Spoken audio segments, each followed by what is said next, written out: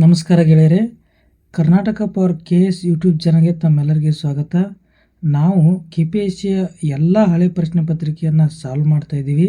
ಇವತ್ತಿನ ದಿವಸ commercial tax ಇನ್ಸ್ಪೆಕ್ಟರನ್ನು ಪ್ರಶ್ನೆ ಪತ್ರಿಕೆಯನ್ನು ನೋಡೋಣ ಗೆಳೆಯರೆ. ಅದರಲ್ಲಿ ಮೊದಲನೇ ಪ್ರಶ್ನೆ ಏನು ಹೇಳ್ತಾ ಇದೆ ಅಂತ ಕೇಳಿದ್ರೆ, 90 ರೂಪಾಯಿ ಬಾಳುವ ಒಂದು ಬಾಸ್ಕೆಟನ್ನು 120 ರೂಪಾಯಿಗಳಿಗೆ ಮಾರಾಟ ಮಾಡಲಾಯಿತು. ಮಾರುಕಟ್ಟೆ ಬೆಲೆಯ ಮೇಲೆ ಗಳಿಸಿದ ಲಾಭದ ದರವನ್ನು ಕಂಡುಹಿಡಿಯಿರಿ ಅಂತ ಕೇಳ್ತಾ ಇದ್ದಾರೆ. ಹಾಗಾದರೆ 90 ರೂಪಾಯಿ ಮಾರಾಟ ಮಾಡಿದ್ದನ್ನು 120 ರೂಪಾಯಿ ಮಾರಾಟ ಮಾಡಿದರೆ 30 ರೂಪಾಯಿ ಲಾಭ ಆಗಿದೆ ಅಂತ ಕೇಳ್ತಾ ಇದ್ದಾರೆ. ಹಾಗಾದರೆ ಅವರು ಒಟ್ಟು ಈ 30 ರೂಪಾಯಿನ ಎಷ್ಟು ಪರ್ಸೆಂಟೇಜ್ ಲಾಭ ಆಗಿದೆ ಅಂತ ಕೇಳ್ತಾ ಇದ್ದಾರೆ. ಹಾಗಾದರೆ 120 ಏನಾಗಿತ್ತಪ್ಪ ಅಂದರೆ ಇದು 100% ಲಾಭ ಆದರೆ ಇನ್ನು 30 ರೂಪಾಯಿ ಎಷ್ಟು ಅಂತ ಕೇಳ್ತಾ ಇದ್ದಾರೆ. ಹಾಗಾದರೆ ಇದನ್ನು ಲೆಕ್ಕ ಹೇಗೆ ಮಾಡೋದು ಅಂತ ಕೇಳಿದರೆ, ಇದರಲ್ಲಿ ಫಸ್ಟ್ ಬರೋದನ್ನು ಕೆಳಗಡೆ ಬರ್ಕೊಳ್ಳಿ, ಉಳಿದಿರೋದನ್ನು ಮೇಲ್ಗಡೆ ಬರ್ಕೊಳ್ಳಿ. ಹಾಗಾದರೆ ಇದನ್ನು ಸಾಲ್ವ್ ಮಾಡೋಕ್ಕೋದು. 0ಕ್ಕೆ ಈ 0 ಹೋಯಿತು. ಅದೇ ರೀತಿಯಾಗಿ 2 5 10, ಅದೇ 2 6 12 ಅಂತ ಹೇಳ್ತಾ ಇದ್ದೀವಿ. 6 1 6 6 3 18, 6 4 24, 6 5 30. ಹಾಗಾದರೆ 5 × 5 ಏನಾಗುತ್ತೆ ಅಂತ ಕೇಳಿದ್ರೆ 25 ಆಗುತ್ತೆ ಗೆಳೆಯರೆ. ಇದಕ್ಕೆ ಆನ್ಸರ್ ಯಾವುದಾಗುತ್ತೆ ಅಂತ ಕೇಳಿದ್ರೆ ಆನ್ಸರ್ 4 ಆಗುತ್ತೆ ಅನ್ನೋಂಥದ್ದನ್ನು ನೋಡ್ತಾ ಇದ್ದೀವಿ. ಬನ್ನಿ ಗೆಳೆಯರೆ, ನೆಕ್ಸ್ಟ್ ಕ್ವಶನ್ಸ್ಗೆ ಹೋಗೋಣ. ಪ್ರಶ್ನೆ ಏನು ಹೇಳ್ತಾ ಇದೆ ಅಂತ ಕೇಳಿದ್ರೆ, ಇದು ಕೂಡ ಮೆಂಟಲ್ ಎಬಿಲಿಟಿ ಮೇಲೆ ಪ್ರಶ್ನೆ ಇರುವಂಥದ್ದು. ಅನ್ನು ಮಮತಾಗಿಂತ ದೊಡ್ಡವಳು, ಅಂದರೆ ಮಮತಾ ಅವರಿಗಿಂತ ಗೋಪಾಲ್ ಹಿರಿಯರುತ್ತ ಅನ್ನುವಂಥ ಪ್ರಶ್ನೆ ಇದೆ ಗೆಳೆಯರು. ಇದನ್ನು ಯಾವ ರೀತಿ ಬಿಡಿಸ್ಬೇಕಂತ ನೋಡೋಣ. ಒಂದು ಈ ರೀತಿ ಲೈನನ್ನು ಹಾಕ್ಕೊಂಡು ಮುಂದಿನ ಹೇಳ್ತಾ ಇರೋ ಸೂತ್ರಗಳನ್ನು ನೀವು ಕೂಡ ಫಾಲೋ ಮಾಡಬೇಕು. ಅನು ಏನಿದ್ದಾಳೆ ಮಮತಾಗಿಂತ ದೊಡ್ಡವಳು. ಅನು ಏನು ಮಾಡೋಣ, ಇಲ್ಲಿ ಬರಿತೀನಿ, ಮಮತಾನನ್ನು ಇಲ್ಲಿ ಬರಿತೀನಿ. ನೆಕ್ಸ್ಟ್ ಹೋಗೋಣ. ಮಮತಾ ಅವರಿಗಿಂತ ಗೋಪಾಲ್ ಹಿರಿಯರು. ಗೋಪಾಲ್ ಅನ್ನುವಂಥವ್ರು ಮಮತಾಗಿಂತ ಏನಂತ ಹೇಳ್ತಾ ಇದ್ದಾರೆ, ಹಿರಿಯರು ಅಂತ ಕೇಳಿದರೆ ಹೇಳ್ತಾ ಇದ್ದಾರೆ. ಅದೇ ರೀತಿ ಆದರೆ ಅನುಗಿಂತ ಚಿಕ್ಕವನು ಗೋಪಾಲ್, ಅಂದರೆ ಅನುಗಿಂತ ಚಿಕ್ಕವನು ಬರೆದಿದ್ದೀನಿ, ಮಮತಾಗಿಂತ ಹಿರಿಯನಾಗಿ ಬರೆದಿದ್ದೀನಿ. ಕಪಿಲ್ ಏನಿದಾನಲ್ಲ, ರಾಮ ಮತ್ತು ಮಮತಾಗಿಂತ ಚಿಕ್ಕವರು ಅಂತ ಹೇಳ್ತಿದ್ದಾನೆ. ಇಲ್ಲಿ ಕಪಿಲ್ ಎಂಬ ವ್ಯಕ್ತಿ ರಾಮನ್ಗಿಂತ ಚಿಕ್ಕವನು ಮತ್ತು ಮಮತಾಗಿಂತನೂ ಚಿಕ್ಕವನು ಅಂತ ಬರಿತಾ ಇದ್ದಾರೆ. ಮಮತಾ ರಾಮನಿಗಿಂತ ದೊಡ್ಡವಳು ಅಂತ ಹೇಳ್ತಾರೆ. ನಿಜ ಇದೆ, ಮಮತಾ ಏನಿದ್ದಾಳೆ ಈ ರಾಮನಿಗಿಂತ ದೊಡ್ಡವಳಾಗೆ ಇದ್ದಾಳೆ. ಗೋಪಾಲ್ ಮತ್ತು ರಾಮನ ನಡುವಿನ ವಯಸ್ಸು ಯಾರದು ಅಂತ ಕೇಳ್ತಿದ್ದಾರೆ. ಗೋಪಾಲ್ ಇಲ್ಲಿದ್ದಾನೆ, ರಾಮ ಇಲ್ಲಿದ್ದಾನೆ. ಇವರಿಬ್ಬರ ನಡುವಿನ ವಯಸ್ಸು ಯಾರ್ದು ಅಂತ ಕೇಳಿದರೆ ಇದಕ್ಕೆ ಉತ್ತರ ಮಮತಾ ಅಂತ ಹೇಳಬೇಕು. ಆನ್ಸರ್ ಎಲ್ಲಿದೆ ನೋಡ್ರಿ, 1ರಲ್ಲಿ ಇರೋದನ್ನು ಕಾಣ್ತಾ ಇದ್ದೀವಿ ಗೆಳೆಯರೆ.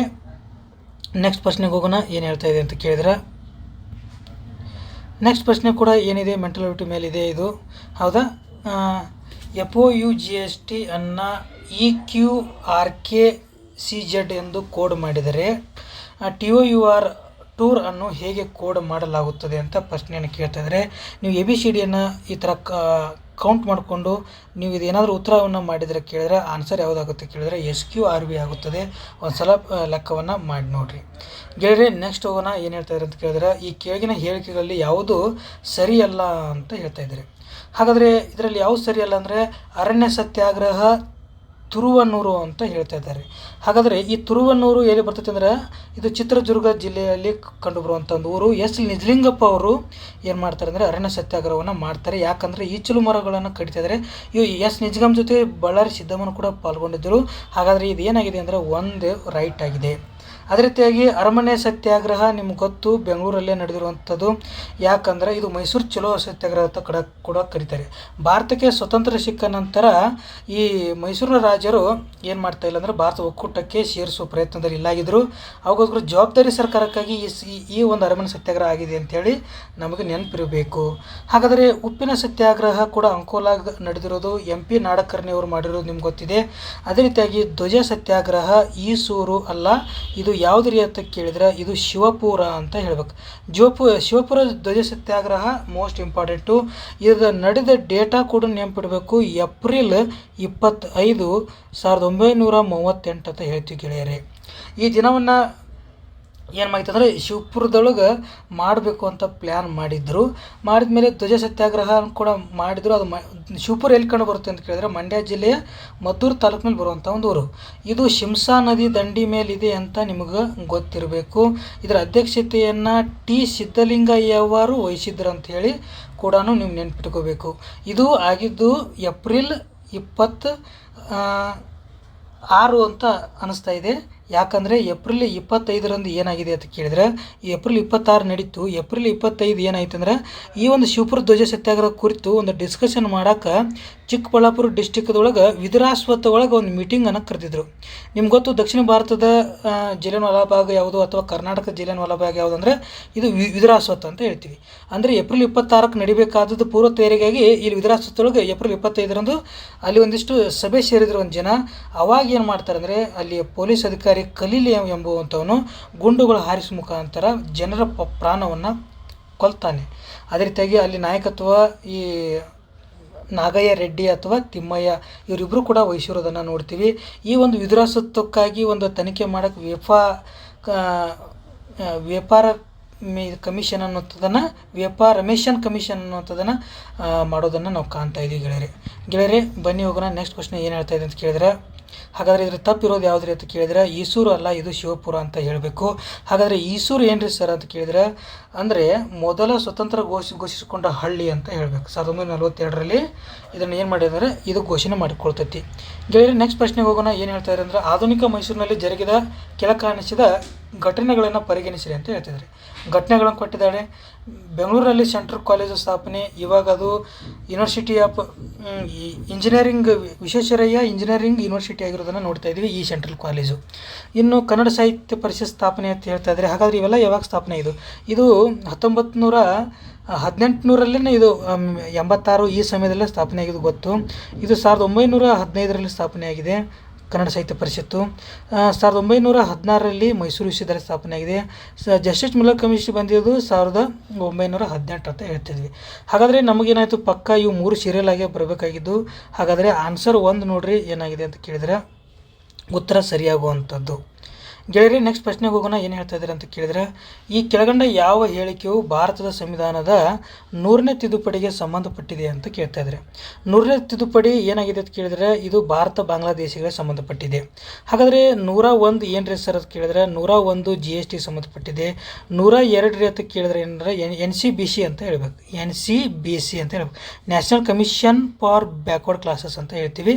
ಇದಕ್ಕೆ ಸಂವಿಧಾನಾತ್ಮಕ ತಿದ್ದುಪಡಿ ಕೊಟ್ಟಿರೋದನ್ನು ನೋಡ್ತಾ ಇದ್ದೀವಿ.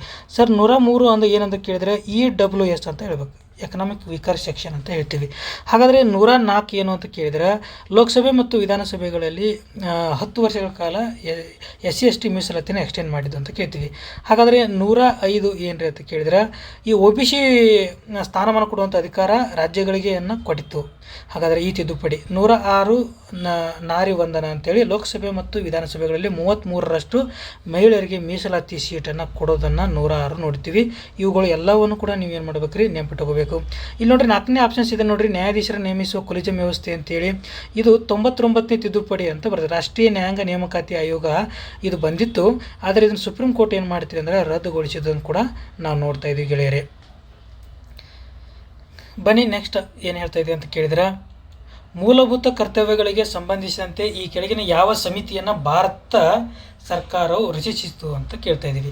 ಹಾಗಾದರೆ ಮೂಲಭೂತ ಹಕ್ಕುಗಳಿಗೆ ಸಂಬಂಧಪಟ್ಟಿದ್ದು ಯಾವುದ್ರ ಅಂತ ಕೇಳಿದರೆ ಸ್ವರ್ಣ ಸಿಂಗ್ ಸಮಿತಿ ಅಂತ ಹೇಳ್ತೀವಿ. ಹಾಗಾದರೆ 42ನೇ ಕರ್ತವ್ಯಗಳಿಗೆ 42ನೇ ತಿದ್ದುಪಡಿ ಪ್ರಕಾರ ಏನು ಮಾಡಿದ್ರಿ ಅಂದರೆ 51A ಆರ್ಟಿಕಲಲ್ಲಿ ಇದನ್ನು ಸೇರಿಸಿದ್ವಿ. 4A ಭಾಗದೊಳಗೆ ಈ ಮೂಲಭೂತ ಕರ್ತವ್ಯಗಳನ್ನು ಸೇರಿಸಿದ್ವಿ. ಆರಂಭದಲ್ಲಿ 10 ಇದ್ದು ಮೂಲಭೂತ ಕರ್ತವ್ಯಗಳು, ಈಗ 11 ಇರೋದನ್ನು ನೋಡ್ತಾ ಇದ್ದೀವಿ ಗೆಳೆಯರೆ. ಹಾಗಾದರೆ ಈ ರಾಜೇ ಚೆಲ್ಲಯ್ಯ ಕಮಿಟಿ ಯಾವುದಕ್ಕೆ ಸಂಬಂಧಪಟ್ಟಿದೆ ಅಂತ ಕೇಳಿದರೆ ಇದು ಟ್ಯಾಕ್ಸ್ ರಿಫಾರ್ಮ್ಸ್ ಬಗ್ಗೆ ಸಂಬಂಧಪಟ್ಟಿದೆ ಅಂತ ಹೇಳಬೇಕು. ಇದು ನೇಮಕ ಆಗಿರುವಂಥದ್ದು. ಇನ್ನು KV ಕಾಮತ್ ಕಮಿಟಿ ಯಾವುದಕ್ಕೆ ಸಂಬಂಧಪಟ್ಟಿದೆ ಅಂದರೆ ಈ COVID-19 ಬಂದಿತ್ತಲ್ರಿ, ಆವಾಗ RBIನ ಸಾಲ ಮರುರಚನೆಗೆ ಸಂಬಂಧಪಟ್ಟಿರುವಂಥದ್ದು. ಇದು ಯಾವುದಂದ್ರೆ KV ಕಾಮತ್ ಕಮಿಟಿ ಸಾಲ ಮರುರಚನೆಗೆ ಸಂಬಂಧಪಟ್ಟಿರುವಂಥದ್ದು. ಇನ್ನು ಬಲವಂತರಾಯ್ ಮೆಹ್ತಾ ನಿಮ್ಗೆ ಗೊತ್ತು, 1957ರಲ್ಲಿ ಇದು ಕಮಿಟಿ ನೇಮಕ ಮಾಡ್ತಾರೆ. 3 ಹಂತದ ಒಂದು ಪಂಚಾಯತಿಗಳ ಬಗ್ಗೆ ಹೇಳ್ತಾನೆ. ಒಂದು ಗ್ರಾಮ ಪಂಚಾಯತಿ, ಬ್ಲಾಕ್ ಪರಿಷತ್ತು, ಜಿಲ್ಲಾ ಪಂಚಾಯತ್ ಅಂತೇಳಿ 3 ಹಂತಗಳ ಬಗ್ಗೆ ಇವರು ಏನು ಮಾಡ್ತಾರೆ, ವರದಿಯನ್ನು ಕೊಡೋದನ್ನು ಕಾಣ್ತಾ ಇದ್ದೀವಿ ಗೆಳೆಯರೆ. ನೆಕ್ಸ್ಟ್ ಪ್ರಶ್ನೆ ಹೋಗೋಣ. ಏನು ಹೇಳ್ತಾ ಇದ್ದಾರೆ ಅಂತ ಕೇಳಿದ್ರೆ, ಈ ಕೆಳಗಿನ ಹುದ್ದೆಗಳಲ್ಲಿ ಯಾವುದು ಸಂವಿಧಾನಿಕ ಹುದ್ದೆ ಅಲ್ಲ ಅಂತ ಕೇಳ್ತಿದ್ದಾರೆ. ಮುಖ್ಯ ಚುನಾವಣಾ ಆಯುಕ್ತರು ಆರ್ಟಿಕಲಲ್ಲೇ ಇದೆ 324ರಲ್ಲಿ. ರಾಷ್ಟ್ರೀಯ ಮಾನವ ಹಕ್ಕುಗಳ ಆಯೋಗದ ಅಧ್ಯಕ್ಷರು. ಉತ್ತರ ಏನಾಗ್ತೈತ್ರಿ ಅಂತ ಕೇಳಿದ್ರೆ ರಾಷ್ಟ್ರೀಯ ಮಾನವ ಹಕ್ಕುಗಳ ಆಯೋಗದ ಅಧ್ಯಕ್ಷರು. ಹಾಗಾದರೆ ಇದು ನಾನ್ ಕಾನ್ಸ್ಟಿಟ್ಯೂಷನ್ ಬಾಡಿ ಅಂತ ಗೊತ್ತು, MHRC ಅಂತ ನಿಮ್ಗೆ ಗೊತ್ತು. ಅಟಾರ್ನಿ ಜನರಲ್ ಕೂಡ ಆರ್ಟಿಕಲ್ ಇದೆ, PM ಅವ್ರಿಗೂ ಕೂಡ ಆರ್ಟಿಕಲ್ ಇದೆ. ಹಾಗಾದರೆ ಭಾರತದ ಮುಖ್ಯ ಚುನಾವಣಾ ಆಯುಕ್ತರು ಈಗ ಯಾರ್ದಾರ ಅಂತ ಕೇಳಿದ್ರೆ ಈಗ ರಾಜೀವ್ ಕುಮಾರ್ ಇರೋದನ್ನು ನೋಡ್ತಾ ಇದ್ದೀವಿ. ಹಾಗಾದರೆ ಈಗ ಅಟಾರ್ನಿ ಜನರಲ್ ಅವ್ರು ಯಾರ್ದಾರೆ ಅಂದರೆ ಗಿರೀಶ್ ಚಂದ್ರ ಮುರ್ಮು ಅವರಿದ್ದರು. ಇವತ್ತನೇ ಏನಾಗಿದ್ದಾರೆ ಅಂತ ಕೇಳಿದ್ರೆ ಚೇಂಜ್ ಆಗಿದ್ದಾರೆ. ಸಂಜಯ್ ಮೂರ್ತಿ ಅಂತ ಅನ್ನೋರು ಬಂದಿದ್ದಾರೆ. ನೀವು ಇದು ಕರೆಂಟ್ ಅಫೇರ್ಸಲ್ಲಿ ಪಕ್ಕ ನೆನ್ಪಿಟ್ಕೋಬೇಕು. ಹಾಗಾದರೆ ಸಂಜಯ್ ಮೂರ್ತಿಯನ್ನು ನೀವು ಯಾವಾಗೂ ಮರೆಯೋಕೆ ಹೋಗಬಾರ್ದು ಮುಂದೆ ಬರುವಂಥ ಎಕ್ಸಾಮ್ಗಳಿಗೆ. ಹಾಗಾದರೆ ಪ್ರಧಾನಮಂತ್ರಿ ಬಗ್ಗೆ ನಿಮ್ಗೆ ಗೊತ್ತು. ಹಾಗಾದರೆ ಈಗ ಎಷ್ಟನೇ ನರೇಂದ್ರ ಮೋದಿ ಅವರು ಎಷ್ಟನೇ ಪ್ರಧಾನಿ ಇದ್ದಾರೆ ಅಂತ ಕೇಳಿದ್ರೆ 15ನೇ ಪ್ರಧಾನಮಂತ್ರಿ ಇದ್ದಾರೆ ಅಂತ ನೀವು ಹೇಳಬೇಕು. ಪ್ರಧಾನಮಂತ್ರಿ ಬಗ್ಗೆ ಹೇಳುವಂಥ ಆರ್ಟಿಕಲ್ ಯಾವುದ್ರಿ ಅಂದರೆ 74 ಹೇಳುತ್ತದೆ. ಗೆಳೆಯರೆ, ನೆಕ್ಸ್ಟ್ ಪ್ರಶ್ನೆಗೆ ಹೋಗೋಣ. ಏನು ಹೇಳ್ತಾ ಇದೆ ಅಂತ ಕೇಳಿದರೆ ನೆಕ್ಸ್ಟ್ ಪ್ರಶ್ನೆ, ಈ ಕೆಳಗಿನ ಯಾವ ಅನುಚ್ಛೇದವು ಏಕರೂಪ ನಾಗರಿಕ ಸಮಿತಿಯ ಅನುಷ್ಠಾನದ ಕುರಿತು ತಿಳಿಸುತ್ತದೆ ಅಂತ ಕೇಳ್ತಾ ಇದ್ದಾರೆ. ತುಂಬ ಸಿಂಪಲ್ ಆಗಿರೋ ಪ್ರಶ್ನೆ. ಹಾಗಾದರೆ ಯಾವುದ್ರಿ ಅಂತ ಕೇಳಿದ್ರೆ ಅನುಚ್ಛೇದ 44 ಅಂತ ಹೇಳ್ತಾ ಇದ್ದೀವಿ. ಗೆಳೆಯರೆ, ಹಾಗಾದರೆ 32ನೇ ಆರ್ಟಿಕಲ್ ಸರ್ ಏನು ಹೇಳ್ತಾವೆ ಅಂತ ಕೇಳಿದ್ರೆ ನಿಮ್ಗೆ ಗೊತ್ತು, ರಿಟ್ಸ್ ಬಗ್ಗೆ ಹೇಳ್ತವೆ. ಒಟ್ಟು 6 ರೀತಿಯ ರಿಟ್ಸ್ಗಳು ಬರುವುದನ್ನು ಕೂಡ ನಾವು ನೋಡ್ತಾ ಇದ್ದೀವಿ ಗೆಳೆಯರೆ. ಹಾಗಾದರೆ ಈಗ ಉತ್ತರಾಖಂಡ್ ಒಂದು ನೀವು ಕರೆಂಟ್ ಅಫೇರ್ಸಲ್ಲಿ ನೆನಪಿಡಬೇಕು. ಉತ್ತರಾಖಂಡ್ ಸ್ಟೇಟ್ ಏನು ಮಾಡಿದೆ ಅಂದರೆ ಮೊದಲ ಯೂನಿಫಾರ್ಮ್ ಸಿವಿಲ್ ಕೋಡನ್ನು ಜಾರಿಗೊಳಿಸಿದ ರಾಜ್ಯವಾಗಲಕ್ಕೆ ರೆಡಿ ಆಗಿದೆ ಅಂಥೇಳಿ ನಿಮ್ಗೆ ಗೊತ್ತು ಅಂತ ಹೇಳ್ತಾ ಇದ್ದೀನಿ. ಇದು 98 ಆರ್ಟಿಕಲ್ ಯಾವುದ್ರ ಬಗ್ಗೆ ಮಾತನಾಡುತ್ತದೆ ಅಂತ ಕೇಳಿದ್ರೆ ಪಾರ್ಲಿಮೆಂಟ್ ಬಗ್ಗೆ ಇದೆ. 69 ಏನು ಹೇಳ್ತೈತಪ್ಪ ಅಂದ್ರೆ ಉಪರಾಷ್ಟ್ರಪತಿ ಪ್ರಮಾಣ ವಚನ ಸ್ವೀಕರಿಸೋದ್ರ ಬಗ್ಗೆ ಮಾತನಾಡುವಂಥದ್ದು ಅಂತ ನಿಮ್ಗೆ ಗೊತ್ತಿರಬೇಕು. ಗೆಳೆಯರೆ, ನೆಕ್ಸ್ಟ್ ಪ್ರಶ್ನೆಗೆ ಹೋಗೋಣ. ಏನು ಹೇಳ್ತಾ ಇದ್ದು ಕೇಳಿದ್ರೆ ಕೆಳಗಿನ ಯಾವ ರಾಜ್ಯವು ಅನುಚ್ಛೇದ 371 ಮತ್ತು ಅದರ ಉಪವಿಧಿಗಳ ಅಡಿಯಲ್ಲಿ ವಿಶೇಷ ಪ್ರಾವಧಾನವನ್ನು ಪಡೆದಿರುವುದಿಲ್ಲ ಅಂತ ಕೇಳ್ತಾ ಇದ್ದಾರೆ. ಇದು ಭಾಳ ಮೋಸ್ಟ್ ಇಂಪಾರ್ಟೆಂಟು. ಹಾಗಾದರೆ ನಾನು ನಿಮಗೊಂದು ಕೋಡ್ ಕೊಡ್ತೀನಿ. ಆ ಕೋಡನ್ನು ನೀವು ಏನು ಮಾಡ್ಕೊರಿ, ನೆನಪಿಕೊರಿ. ನ್ಯಾಮ್ ಆಸ್ಮಾ GK ಅಂತ ನೆನಪಿಟ್ಕೋಬೇಕ್ರಿ. ಹಾಗಾದರೆ ಇದೇನು ಅಂತ ಕೇಳಿದ್ರೆ ಇದು ABCDEFGHIJ ಅಂತ ಹೇಳ್ತಿದ್ವಿ. ಸರ ಇಲ್ಲಿ ನೀವು ನೋಡ್ಬೋದು ಏನಪ್ಪ ಅಂತ ಕೇಳಿದ್ರೆ 371 ಬರೀ 371 ಅಂತ ಐತಲ್ಲ, ಇದು ಯಾವುದಕ್ಕೆ ಸಂಬಂಧಪಟ್ಟೈತೆ ಅಂದರೆ ಇದು ಗುಜರಾತ್ ಮತ್ತು ಮಹಾರಾಷ್ಟ್ರಗೆ ಸಂಬಂಧಪಟ್ಟೈತೆ ಅಂತ ನಿಮ್ಗೆ ಗೊತ್ತಿರಬೇಕು. ಹಾಗಾದರೆ ಯಾವುದಕ್ಕೆ ಸಂಬಂಧಪಟ್ಟೈತೆ ಅಂತ ಕೇಳಿದ್ರೆ ಏನ್ರಿ ಅಂತ ಕೇಳಿದ್ರೆ ಈ ನಾಗಾಲ್ಯಾಂಡ್ಗೆ ಸಂಬಂಧಪಟ್ಟೈತಿ. ಅದೇ ರೀತಿಯಾಗಿ B ಯಾವುದಕ್ಕೆ ಸಂಬಂಧಪಟ್ಟೈತೆ ಅಂದ್ರೆ ಅಸ್ಸಾಂಗೆ ಸಂಬಂಧಪಟ್ಟೈತಿ. C ಯಾವುದಕ್ಕೆ ಸಂಬಂಧಪಟ್ಟೈತೆ ಅಂದ್ರೆ ಇದು ಮಣಿಪುರಿಗೆ ಸಂಬಂಧಪಟ್ಟಿದೆ.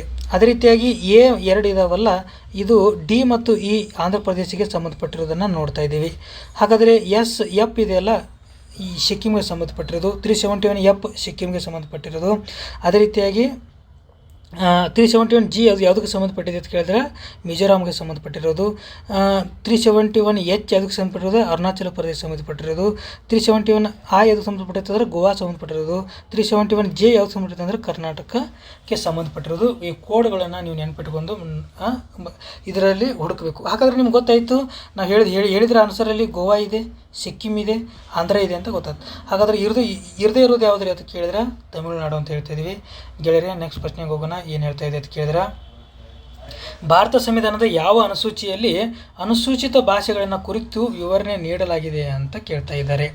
ಹಾಗಾದರೆ ಈ ಭಾಷೆಗಳ ಬಗ್ಗೆ ನಮ್ಗೇನು ಮಾಡ್ಕೋಬೇಕ್ರಿ, ತಿಳ್ಕೊಳ್ಳೋದು ಭಾಳ ಇಂಪಾರ್ಟೆಂಟ್ ಐತಿ. ಈ ಮುಂಚೆ ಭಾಷೆಗಳ ಸಂಖ್ಯೆ ಎಷ್ಟಿದ್ದು ಅಂತ ಕೇಳಿದ್ರೆ ಓನ್ಲಿ 14 ಭಾಷೆಗಳಿದ್ದು. ಹಾಗಾದರೆ 15ನೇ ಭಾಷೆನೇ ಯಾವುದ್ರಿ ಅಂತ ಕೇಳಿದ್ರೆ ಸಿಂಧಿ ಭಾಷೆ ಆಯಿತು. ಸಿಂಧಿ ಭಾಷೆ ಆದಮೇಲೆ 3 ಭಾಷೆಗಳು ಸೇರಿದು 18 ಆಯಿತು. ಅವು 3 ಯಾವುವು ಅಂತ ಕೂಡ ಕೇಳ್ತಾರೆ, ಅವನು ಕೂಡ ನೆನಪಿಟ್ಕೋಬೇಕು. ಹಾಗಾದರೆ ಯಾವುದ್ಯಾವ್ದ್ರಿ ಅಂತ ಕೇಳಿದ್ರೆ ಕೊಂಕಣಿ ಅಂತ ನೆನಪಿಟ್ಕೋರಿ. ಇನ್ನೊಂದು ಯಾವುದಂದ್ರೆ ಮಣಿಪುರ ಅಂತ ನೆನಪಿಟ್ಕೋಬೇಕು. ಇನ್ನೊಂದು ನೇಪಾಳ ಅಂತ ಹೇಳ್ತಿದ್ವಿ. ಅನಂತರ ಏನಾಗುತ್ತೆ ಅಂದ್ರೆ ಈ ಬೋಡೋಮಸ್ ಅಂತ ಬರುತ್ತದೆ. ಹಾಗಾದರೆ ಅವು ಒಟ್ಟು 4 ಮತ್ತು ಸೇರ್ತವೆ. 4 ಸೇರಿದ ಮೇಲೆ ಅಷ್ಟು 22 ಭಾಷೆಗಳಾಗ್ತವೆ. ಅವು 4ಗಳು ಯಾವುದು ಅಂತ ಕೇಳಿದ್ರೆ ಬೋಡೋ, ಡೋಗ್ರಿ, ಮೈತಾಲಿ, ಸಂತಾಲಿ ಅಂತ ನೆನಪಿಟ್ಕೋಬೇಕು. ಇವುಗಳ ಆರ್ಟಿಕಲ್ ಕೂಡ ಏನು ಮಾಡಿದ್ದಾನೆ ರೀ ಎಕ್ಸಾಮ್ದಲ್ಲಿ ಕೇಳಿದ್ದಾನೆ. ಹಾಗಾದರೆ ಇದು ಸಿಂಧಿ ಭಾಷೆದು ಆರ್ಟಿಕಲ್ 21 ಅಂತ ಹೇಳಬೇಕು. ಇದು ಈ ಕೊಂಕಣಿ ಇವುಗಳಿಗೆ 71ನೇ ಸಂವಿಧಾನಾತ್ಮಕ ತಿದ್ದುಪಡಿ ಅಂತ ಹೇಳಬೇಕು. ಈ ಒಂದು 92ನೇ ಸಂವಿಧಾನ ತಿದ್ದುಪಡಿ ಪ್ರಕಾರ ಈ ಬೋಡೋ, ಡೋಗ್ರಿ, ಮೈತಾಲಿ, ಸಂತಾಲಿಯನ್ನು ಸೇರಿಸಿರೋದನ್ನು ನೋಡ್ತಾ ಇದ್ದೀವಿ ಗೆಳೆಯರೆ. ಹಾಗಾದರೆ ಇನ್ನೊಂದು ಏನು ಹೇಳ್ತಾ ಇದೆ ಅಂತ ಕೇಳಿದ್ರೆ 5ನೇ ಅನುಸೂಚಿ ಇಲ್ಲಿದೆ. ಹಾಗಾದರೆ 5ನೇ ಅನುಸೂಚಿ ಯಾವುದ್ರ ಬಗ್ಗೆ ಮಾತನಾಡುತ್ತದೆ ಅಂತ ನಿಮಗೆ ಕೇಳಿದರೆ ಯಾವುದ್ರ ಬಗ್ಗೆ ಮಾತನಾಡೋದು ಅಂತೇಳಿ ಒಂದು ಸ್ವಲ್ಪ ತಿಳ್ಕೊಂಡು ಬರೋಣ. ನೋಡ್ರಿ, ಇದು ಇಂಡಿಯಾ ಇದೆ. ಇಂಡಿಯಾದೊಳಗಡೆ ಒಂದಿಷ್ಟು ರಾಜ್ಯಗಳು ಬರ್ತವೆ. ಒಂದು ರಾಜಸ್ಥಾನ ಬರುತ್ತೆ, ಇಲ್ಲಿ ಗುಜರಾತ್ ಬರುತ್ತೆ, ಮಹಾರಾಷ್ಟ್ರ ಬರುತ್ತೆ, ಮಹಾರಾಷ್ಟ್ರದ ಕೆಳಗಡೆ ತೆಲಂಗಾಣ ಬರುತ್ತೆ, ತೆಲಂಗಾಣದ ಇಲ್ಲಿ ಆಂಧ್ರ, ಹಂಗಾದರೆ ಒರಿಸ್ಸಾ, ಇಲ್ಲಿ ಮಧ್ಯಪ್ರದೇಶ, ಇವುಗಳ ಮಧ್ಯೆ ಛತ್ತೀಸ್ಗಢ, ಇಲ್ಲಿ ಜಾರ್ಖಂಡು, ಹಿಮಾಚಲ ಪ್ರದೇಶ. ಇವು ಏನಪ್ಪ ಅಂದರೆ 5ನೇ ಅನುಸೂಚಿಯಲ್ಲಿ ಕಂಡುಬರುವಂತಹ ರಾಜ್ಯಗಳು. ಒಟ್ಟು 10 ರಾಜ್ಯಗಳು. ಹಾಗಾದರೆ 10 ರಾಜ್ಯಗಳು ಆಗಿದಾವೆ ಅನ್ನೋದು ಕೇಳಿದರೆ 1, 2, 3, 4, 5, 6, 7, 8, 9, 10. ಈ 10 ರಾಜ್ಯಗಳು ಏನಾಗಿದ್ದಾರೆ ಅಂತಾರೆ 5ನೇ ಅನುಸೂಚಿಯಲ್ಲಿ ಕಂಡುಬರುವಂಥ ರಾಜ್ಯಗಳೇ ಆಗಿದ್ದಾವೆ. ಹಾಗಾದರೆ ನಿಮ್ಗೆ ಗೊತ್ತು 3ನೇ ಅನುಸೂಚಿ ಯಾವುದ್ರ ಬಗ್ಗೆ ಮಾತನಾಡುತ್ತದೆ ಅಂತ ಕೇಳಿದ್ರೆ 3ನೇ ಅನುಸೂಚಿ ಯಾವುದ್ರ ಬಗ್ಗೆ ಮಾತನಾಡುತ್ತದೆ ಗೆಳೆಯರೆ ಅಂದ್ರೆ ಇದು ಪ್ರಮಾಣ ವಚನ ಬಗ್ಗೆ ಮಾತನಾಡುವಂಥದ್ದು. ಹಾಗಾದರೆ ಪ್ರಮಾಣ ವಚನ ಯಾರ್ದು ಐತಿ ಯಾರ್ದಿಲ್ಲ ಅಂತ ಎಕ್ಸಾಮ್ದಲ್ಲಿ ಕೇಳ್ತಾರೆ, UPSC ಲೆವೆಲ್, KS ಲೆವೆಲ್. ಹಾಗಾದರೆ ಇದರಲ್ಲಿ ಮೇನ್ ಯಾರ್ದು ನೆನ್ಪಿಟ್ಕೋಬೇಕಂದ್ರೆ ರಾಷ್ಟ್ರಪತಿದು ಮತ್ತು ಉಪರಾಷ್ಟ್ರಪತಿದು ಏನು ಇಲ್ಲ ಅಂದ್ರೆ ಇದರಲ್ಲಿ 3ನೇದು ಬರಲ್ಲ, ಅದು ಪ್ರತ್ಯೇಕವಾದ ವಿಧಿಗಳಿದಾವೆ ಅಂತೇಳಿ ನಿಮಗೆ ಗೊತ್ತಿರಬೇಕು. 12ನೇ ಅನುಸೂಚಿ ನಿಮಗೆ ಪಕ್ಕ ಗೊತ್ತೈತಿ, ಅದು ಮುನ್ಸಿಪಾಲ್ಟಿ ಬಗ್ಗೆ ಹೇಳೋದು. 11 ಪಂಚಾಯತಿ ಬಗ್ಗೆ ಹೇಳೋದು, 10 ಪಕ್ಷಾಂತರ ನಿಷೇಧ ಬಗ್ಗೆ ಹೇಳೋದು. ಇವು ಅನುಸೂಚಿಗಳು ಎಕ್ಸಾಮ್ ಪರ್ಪಸ್ ಮೋಸ್ಟ್ ಇಂಪಾರ್ಟೆಂಟ. ಅಂಥವುಗಳನ್ನ ಯಾವುದು ಮಿಸ್ ಮಾಡಬಾರ್ದು, ನೀವು ಕರೆಕ್ಟಾಗಿ ನೆನಪಿಟ್ಟುಕೊಳ್ಬೇಕು. ಗೆಳೆಯರೆ, ನೆಕ್ಸ್ಟ್ ಪ್ರಶ್ನೆ ಹೋಗೋಣ. ಏನು ಕೇಳ್ತಾರೆ ಅಂತ ಕೇಳಿದ್ರೆ ತುರ್ತು ಪರಿಸ್ಥಿತಿಯ ಅಧಿಕಾರಗಳು ಮತ್ತು ತುರ್ತು ಪರಿಸ್ಥಿತಿಯ ಸಂದರ್ಭದಲ್ಲಿ ಮೂಲಭೂತ ಹಕ್ಕುಗಳ ರದ್ದತಿಯನ್ನು ಯಾವ ದೇಶದಿಂದ ಎರವಲು ಪಡೆಯಲಾಗಿದೆ ಅಂತ ಕೇಳ್ತಾ ಇದ್ದಾರೆ. ಹಾಗಾದರೆ ಇದಕ್ಕೂ ಜರ್ಮನಿ ದೇಶದಿಂದ ಎರವಲು ಪಡೆಯಲಾಗಿದೆ. ಸರ್, ಹಾಗಾದರೆ ಈ DPSPಯನ್ನು ಎಲ್ಲಿ ತೊಗೊಂಬಂದೀವಿ ಅಂತ ಕೇಳಿದ್ರೆ direct to principal state of policy ಅಂತ ಹೇಳಿ ರಾಜ್ಯ ನೀತಿ ನಿರ್ದೇಶಕ ತತ್ವಗಳನ್ನು ಐರ್ಲೆಂಡ್ ದೇಶದಿಂದ ತೊಗೊಂಬಂದೀವಿ. ಹಾಗಾದರೆ ದಕ್ಷಿಣ ಆಫ್ರಿಕಾದಿಂದ ಈ ಸಂವಿಧಾನಾತ್ಮಕ ತಿದ್ದುಪಡಿಯನ್ನು ನಾವು ತೊಗೊಂಬಂದೀವಿ, 20ನೇ ಭಾಗದಲ್ಲಿ ಇದ್ದಾವೆ. ಅಮೇರಿಕಾ ದೇಶದಿಂದ ಹಲವುಗಳನ್ನು ತೊಗೊಂಬಂದೀವಿ. ಒಂದೇ ಅಲ್ಲ, ಪ್ರಸ್ತಾವನೆ ತೊಗೊಂಬಂದೀವಿ, ಉಪರಾಷ್ಟ್ರಪತಿ ಹುದ್ದೆಯನ್ನು ತೊಗೊಂಬಂದೀವಿ, ಫಂಡಮೆಂಟಲ್ ರೈಟ್ಸ್ ತೊಗೊಂಬಂದೀವಿ, ಮೂಲಭೂತ ಹಕ್ಕುಗಳನ್ನು, ಮಹಾಭಿಯೋಗ ತೊಗೊಂಬಂದೀವಿ. ಇವುಗಳೆಲ್ಲ ಅಮೇರಿಕಾ ಸಂಯುಕ್ತ ಸಂಸ್ಥಾನದಿಂದ ತೊಗೊಂಬಂದಿದ್ದನ್ನು ನೋಡ್ತಾ ಇದ್ದೀವಿ. ಗೆಳೆಯರೆ, ಬನ್ನಿ ನೆಕ್ಸ್ಟ್ ಪ್ರಶ್ನೆ ಏನು ಹೇಳ್ತಾ ಇದ್ದಾರೆ, ಭಾರತದಲ್ಲಿ ಚುನಾವಣಾ ಆಯೋಗವನ್ನು ಯಾವಾಗ ಸ್ಥಾಪಿಸಲಾಯಿತು ಅಂತ ಕೇಳ್ತಾ ಇದ್ದಾರೆ. ಹಾಗಾದರೆ ಆಪ್ಷನ್ 1 ಏನಿದೆ, ನವಂಬರ್ 26, 1949 ಸಂವಿಧಾನ ಅಂಗೀಕರಿಸಿದ ದಿನ. ಇದು ಅಂಗೀಕರಿಸಿದ ದಿನ, ಅದಕ್ಕೋಸ್ಕರ ಇದನ್ನು ಏನು ಕರಿತೀವಿ, ಸಂವಿಧಾನ ದಿನ ಅಂತ ಆಚರಣೆ ಮಾಡ್ತೀವಿ. ಇನ್ನು ಇದೇನಪ್ಪ ಅಂದರೆ ಜನವರಿ 26 ಸಂವಿಧಾನವನ್ನು ಜಾರಿಗೆಗೊಳಿಸಿದ ದಿನ. ಇದು ಜಾರಿಗೆಗೊಳಿಸಿದ ದಿನ ಅಂತ ಹೇಳ್ತಾ ಇದ್ದೀವಿ. ಇದು ಗೊತ್ತಿಲ್ಲ. ಹಾಗಾದರೆ ಇದನ್ನ ಆನ್ಸರ್ ಉಳಿದಿರೋದೇ ಜನವರಿ 25, 1950ರಲ್ಲಿ ಈ ಭಾರತ ಚುನಾವಣಾ ಆಯೋಗನ ತೊಗೊಂಬಂದೀವಿ. ಹಾಗಾದರೆ ಎಷ್ಟನೇ ಭಾಗದಲ್ಲಿ ಚುನಾವಣಾ ಆಯೋಗ ಇದೆ ಅಂತ ಕೇಳಿದ್ರೆ 15ನೇ ಭಾಗದಲ್ಲಿರೋದನ್ನು ನೋಡ್ತಾ ಇದ್ದೀವಿ ಗೆಳೆಯರೆ. ಆರ್ಟಿಕಲ್ ಎಷ್ಟು ಅಂತ ಕೇಳಿದ್ರೆ 324ರಿಂದ 329 ಡೀಲ್ ಮಾಡುತ್ತಿದ್ದು. ಹಾಗಾದರೆ ಈ ರೈಟ್ ಟು ವೋಟಿಂಗ್ ಹಾಕ್ತಿರಲ್ಲ, ಅದು ಎಷ್ಟನೇ ಆರ್ಟಿಕಲ್ ಪ್ರಕಾರ ಅಂತ ಕೇಳಿದ್ರೆ 326ನೇ ಆರ್ಟಿಕಲ್ ಪ್ರಕಾರ ನೀವು ವೋಟ್ ಹಾಕ್ತೀರಿ. ಈ ಜನವರಿ 25 ಏನಂತ ಆಚರಣೆ ಮಾಡ್ತೀವಿ ಅಂದರೆ ರಾಷ್ಟ್ರೀಯ ಮತದಾರ ದಿನವನ್ನು ಆಚರಣೆ ಮಾಡ್ತೀವಿ. ನೀವು ಒಂದು ದಯಮಾಡಿ ನನಗೊಂದು ಹೆಲ್ಪ್ ಮಾಡಬೇಕು. ಏನು ಹೆಲ್ಪ್ ಮಾಡಬೇಕಂದ್ರೆ ಕಮೆಂಟದಲ್ಲಿ ಜನವರಿ 25 ಮತದಾರ ದಿನದ ಥೀಮ್ ಏನು ಅಂತ ಕಮೆಂಟ್ ಮಾಡಿದರೆ ಅಷ್ಟೇ ಸಾಕು ಗೆಳೆಯರೆ. ನೆಕ್ಸ್ಟ್ ಪ್ರಶ್ನೆಗೆ ಹೋಗೋಣ. ಏನು ಹೇಳ್ತಾ ಇದೆ ಅಂದರೆ ಈ ಕೆಳಗಿನ ಯಾವ ಕಾಯ್ದೆಯು ಮಹಿಳೆಯರಿಗೆ ಸೀಮಿತ ಮತದಾನದ ಹಕ್ಕನ್ನು ನೀಡಿತು ಅಂತ ಹೇಳ್ತಾ ಇದ್ದಾರೆ. ಕಾಯ್ದೆ ಕೇಳ್ತಾ ಇದ್ದಾರೆ. ಹಾಗಾದರೆ ಸೀಮಿತ ಮತದಾನ ನೀಡಿರೋದು ಯಾವುದು ಅಂತ ಕೇಳಿದ್ರೆ 1919ರ ಭಾರತ ಸರ್ಕಾರ ಕಾಯ್ದೆ ಅಂತಲೇ ಹೇಳಬೇಕು ಗೆಳೆಯರೆ. ನಾವು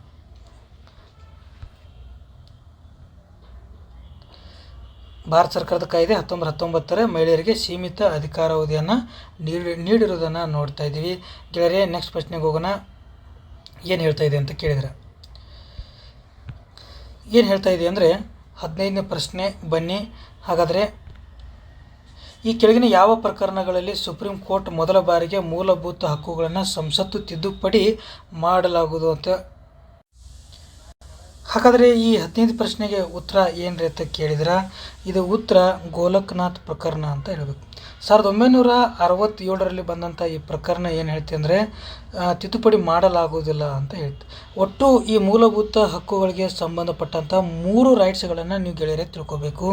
ಒಂದನೇದು ಯಾವುದ್ರಿ ಅಂತ ಕೇಳಿದ್ರೆ ಒಂದನೇದು ಶಂಕರ್ ಪ್ರಸಾದ್ ಪ್ರಕರಣ ಅಂತ ಹೇಳ್ತೀವಿ. ಶಂಕರ್ ಪ್ರಸಾದ್ ಪ್ರಕರಣ 1951ರಲ್ಲಿ ಬಂದಿರುವಂಥದ್ದು. ಈ ಒಂದು ಪ್ರಕರಣದಲ್ಲಿ ಮೂಲಭೂತ ಹಕ್ಕುಗಳನ್ನು ತಿದ್ದುಪಡಿ ಮಾಡುವ ಅಧಿಕಾರ ಸಂಸತ್ತಿಗಿದೆ ಅಂತ ಹೇಳ್ತು. ಆದರೆ 1967ರಲ್ಲಿ ಬಂದಂಥ ಈ ಗೋಲಕ್ನಾಥ್ ಪ್ರಕರಣದಲ್ಲಿ ಅಧಿಕಾರ ಇಲ್ಲ ಅಂತ ಹೇಳ್ತು. ನೆಕ್ಸ್ಟ್ ಬಂದು 1973ರಲ್ಲಿ ಕೇಶವಾನಂದ ಪ್ರಕರಣದಲ್ಲಿ ಏನಂತಂದ್ರೆ ಸಂಸತ್ತು ಮೂಲಭೂತ ಹಕ್ಕುಗಳನ್ನು ತಿದ್ದುಪಡಿ ಮಾಡುವ ಅಧಿಕಾರ ಇದೆ, ಆದರೆ ಮೂಲ ಸಂವಿಧಾನಕ್ಕೆ ಧಕ್ಕೆ ಬಾರದಾಗಿ ತಿದ್ದುಪಡಿ ಮಾಡಬೇಕು ಅನ್ನುವಂಥದ್ದನ್ನು ಹೇಳ್ತಾ ಇದೆ. ಹಾಗಾದರೆ ಗೆಳೆಯರೆ, ಇನ್ನೂ ಏನು ಹೇಳ್ತಾ ಇದೆ, ಈ ಎ ಕೆ ಗೋಪಾಲನ್ ಪ್ರಕರಣ ಕೂಡ ಇದೆ. ಎ ಕೆ ಗೋಪಾಲನ್ ಪ್ರಕರಣ ಯಾವುದಕ್ಕೆ ಸಂಬಂಧಪಟ್ಟೈತೆ ಅಂತ ಕೇಳಿದರೆ 21ನೇ ಆರ್ಟಿಕಲ್ ಇದೆ, ನಮ್ಮಲ್ಲಿ ಜೀವಿಸುವ ಹಕ್ಕು ಇದೆ. ಆ ಜೀವಿಸುವ ಹಕ್ಕು ಬಗ್ಗೆ ಪ್ರಕರಣ ಇದೆ ಯಾವುದಂದ್ರೆ ಎ ಕೆ ಗೋಪಾಲನ್ ಕಮಿಟಿ ಆಗಿದೆ. ಕೇಶವಾನಂದ ಭಾರತಿಯವ್ರ ಬಗ್ಗೆ ನಿಮ್ಗೆ ಗೊತ್ತು. ಇನ್ನು MC ಮೆಹ್ತಾ ಪ್ರಕರಣ ಕೇಳ್ತಾರೆ. ದೆಹಲಿಯೊಳಗೆ ವಾಯು ಮಾಲಿನ್ಯ ಆಗತ್ತಿತ್ತು. ಈ ಕೇಸನ್ನು ಸುಪ್ರೀಂ ಕೋರ್ಟಲ್ಲಿ ಅವ್ರು ಹಾಕಿದರು. ಆವಾಗ ಸುಪ್ರೀಂ ಕೋರ್ಟ್ ಹೇಳ್ತು, ದೆಹಲಿಯಲ್ಲಿ ಏನು ಮಾಡಿದ್ರೆ ವಾಯು ಮಾಲಿನ್ಯ ಕಡಿಮೆ ಮಾಡೋಕ್ಕೆ ಕ್ರಮಗಳನ್ನು ಸರ್ಕಾರ ಕೈಗೊಳ್ಳಬೇಕು, CNG ವಾಹನಗಳನ್ನು ಜಾರಿಗೊಳಿಸಬೇಕು, ಕಡ್ಡಾಯವಾಗಿ ಪಬ್ಲಿಕ್ ವಾಹನಗಳಾಗಿರ್ಬೇಕು ಅಂತೇಳಿ ಆರ್ಡರ್ ಮಾಡಿದ್ದನ್ನು ನಾವು ನೋಡ್ತಾ ಇದ್ದೀವಿ.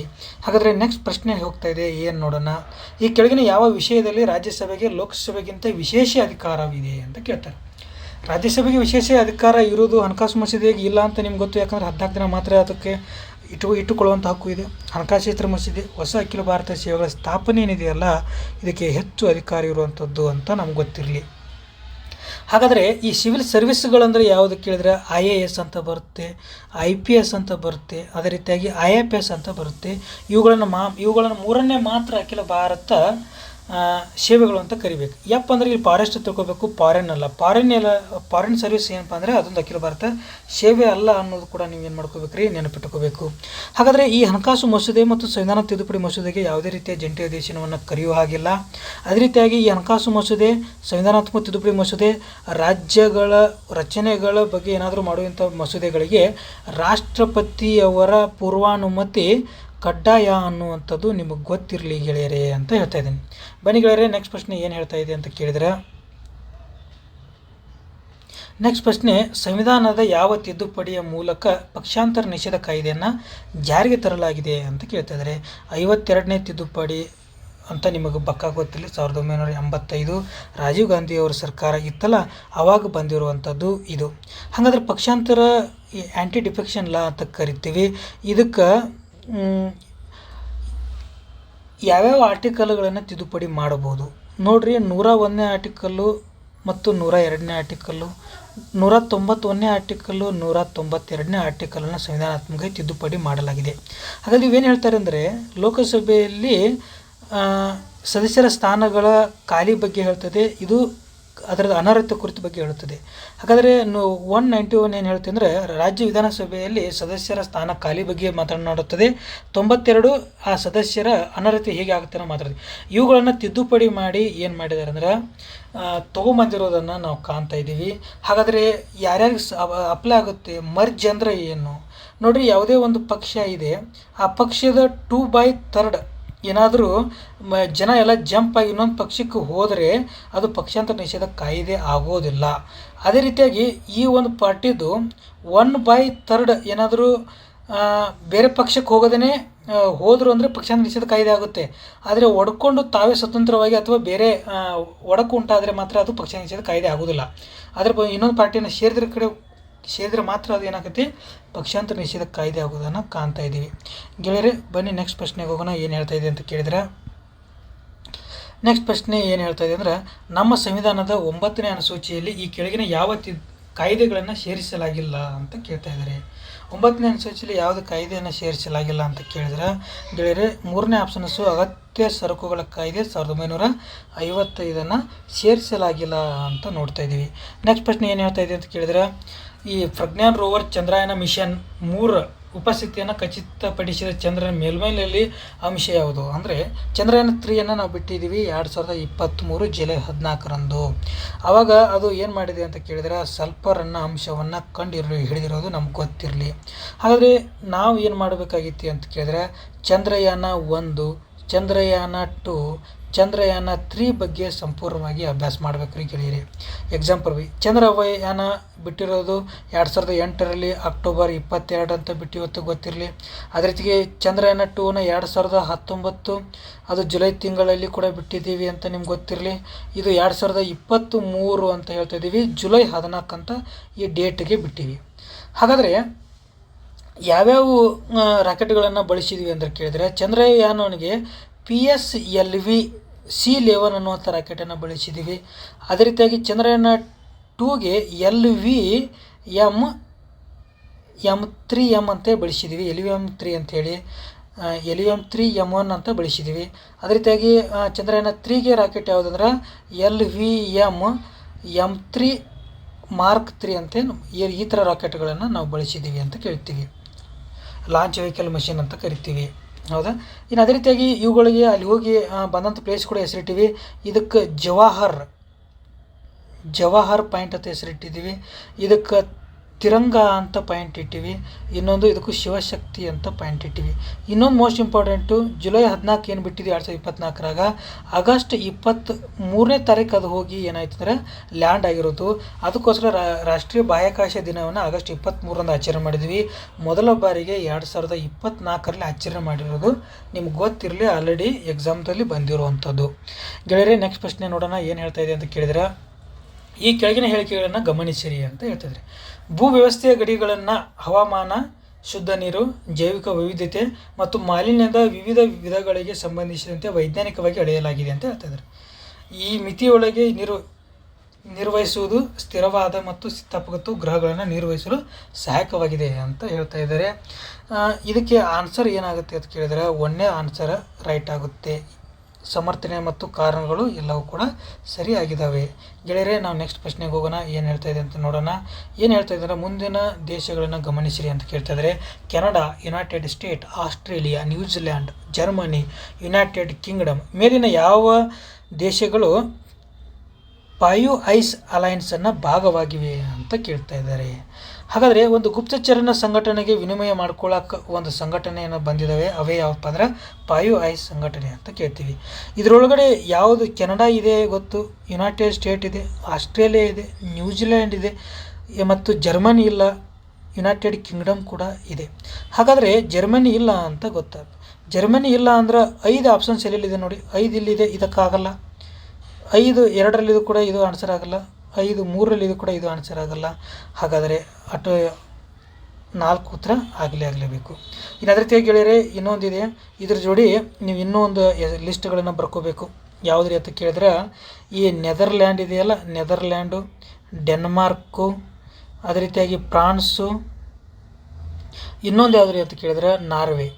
ಇವು 4 ಸೇರಿದ್ರೆ, ಈಗ ಆಲ್ರೆಡಿ 5 ಇದ್ದಾವೆ, ಇನ್ನೂ ಇವು 4 ಸೇರಿಸಿದ್ರೆ ಇವು ಕೂಡ ಇನ್ನೊಂದು ಅಲಯನ್ಸನ್ನು ಮಾಡ್ಕೊಂಡಿದ್ದಾವೆ. ಅವು 9 ಅಲಯನ್ಸ್ ಅಂತ ಕರಿತವೆ. ಈ 4 ಸೇರಿ ಇವು 5 ಸೇರಿ ಏನಂತ ಕೇಳಿದರೆ 9 ಅಲಯನ್ಸ್ ಅಂತ ಕರೆಯೋದನ್ನು ನಮಗೆ ಗೊತ್ತಿರಬೇಕು. ಆಲ್ರೆಡಿ ಪರೀಕ್ಷೆಗಳು ಬಂದಿದೆ.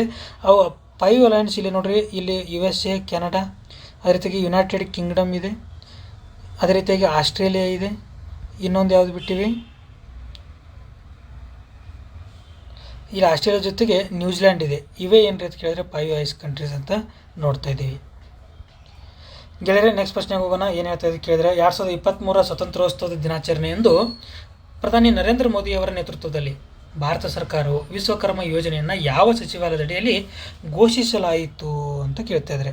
ಆದರೆ ವಿಶ್ವಕರ್ಮ ಯೋಜನೆಯನ್ನು ಯಾವ MSME ಅಂತ ಹೇಳಬೇಕು, ಸೂಕ್ಷ್ಮ ಸಣ್ಣ ಮಧ್ಯಮ ಸಚಿವಾಲಯ ಅಂತ ಹೇಳ್ತಾ ಇದ್ದೀವಿ. ಈ ಸೂಕ್ಷ್ಮ ಈ ಸಣ್ಣ ಇವುಗಳು ಕೂಡ ಏನು ಕೇಳ್ತಾರೆ ಅಂದ್ರೆ, ಇದ್ರದ್ದು ಎಷ್ಟು ಬಂಡವಾಳ ಹೂಡಿಕೆ ಮಾಡಬೇಕು, ಎಷ್ಟು ವ್ಯಾಪಾರ ಆಗಬೇಕು ಅಂತ ಕೇಳ್ತಿದ್ದಾರೆ. ಸೂಕ್ಷ್ಮಕ್ಕೆ ಏನ್ರಿ ಅಂತ ಕೇಳಿದರೆ, ಒಂದು ಕೋಟಿ ಇರಬೇಕಂತ ಹೇಳ್ತಾರೆ, 5 ಕೋಟಿ ವಹಿವಾಟು ನಡೆಸಬೇಕು ಅಂತ ಹೇಳ್ತಿದ್ದಾರೆ. ಆದರೆ ಸಣ್ಣಕ್ಕೆ ಎಷ್ಟು ಅಂತ ಕೇಳಿದರೆ, ಈ 5 ಕೋಟಿ ಹೂಡಿಕೆ ಮಾಡಬೇಕು, 50 ಕೋಟಿ ಟರ್ನ್ ಓವರ್ ಮಾಡಬೇಕು.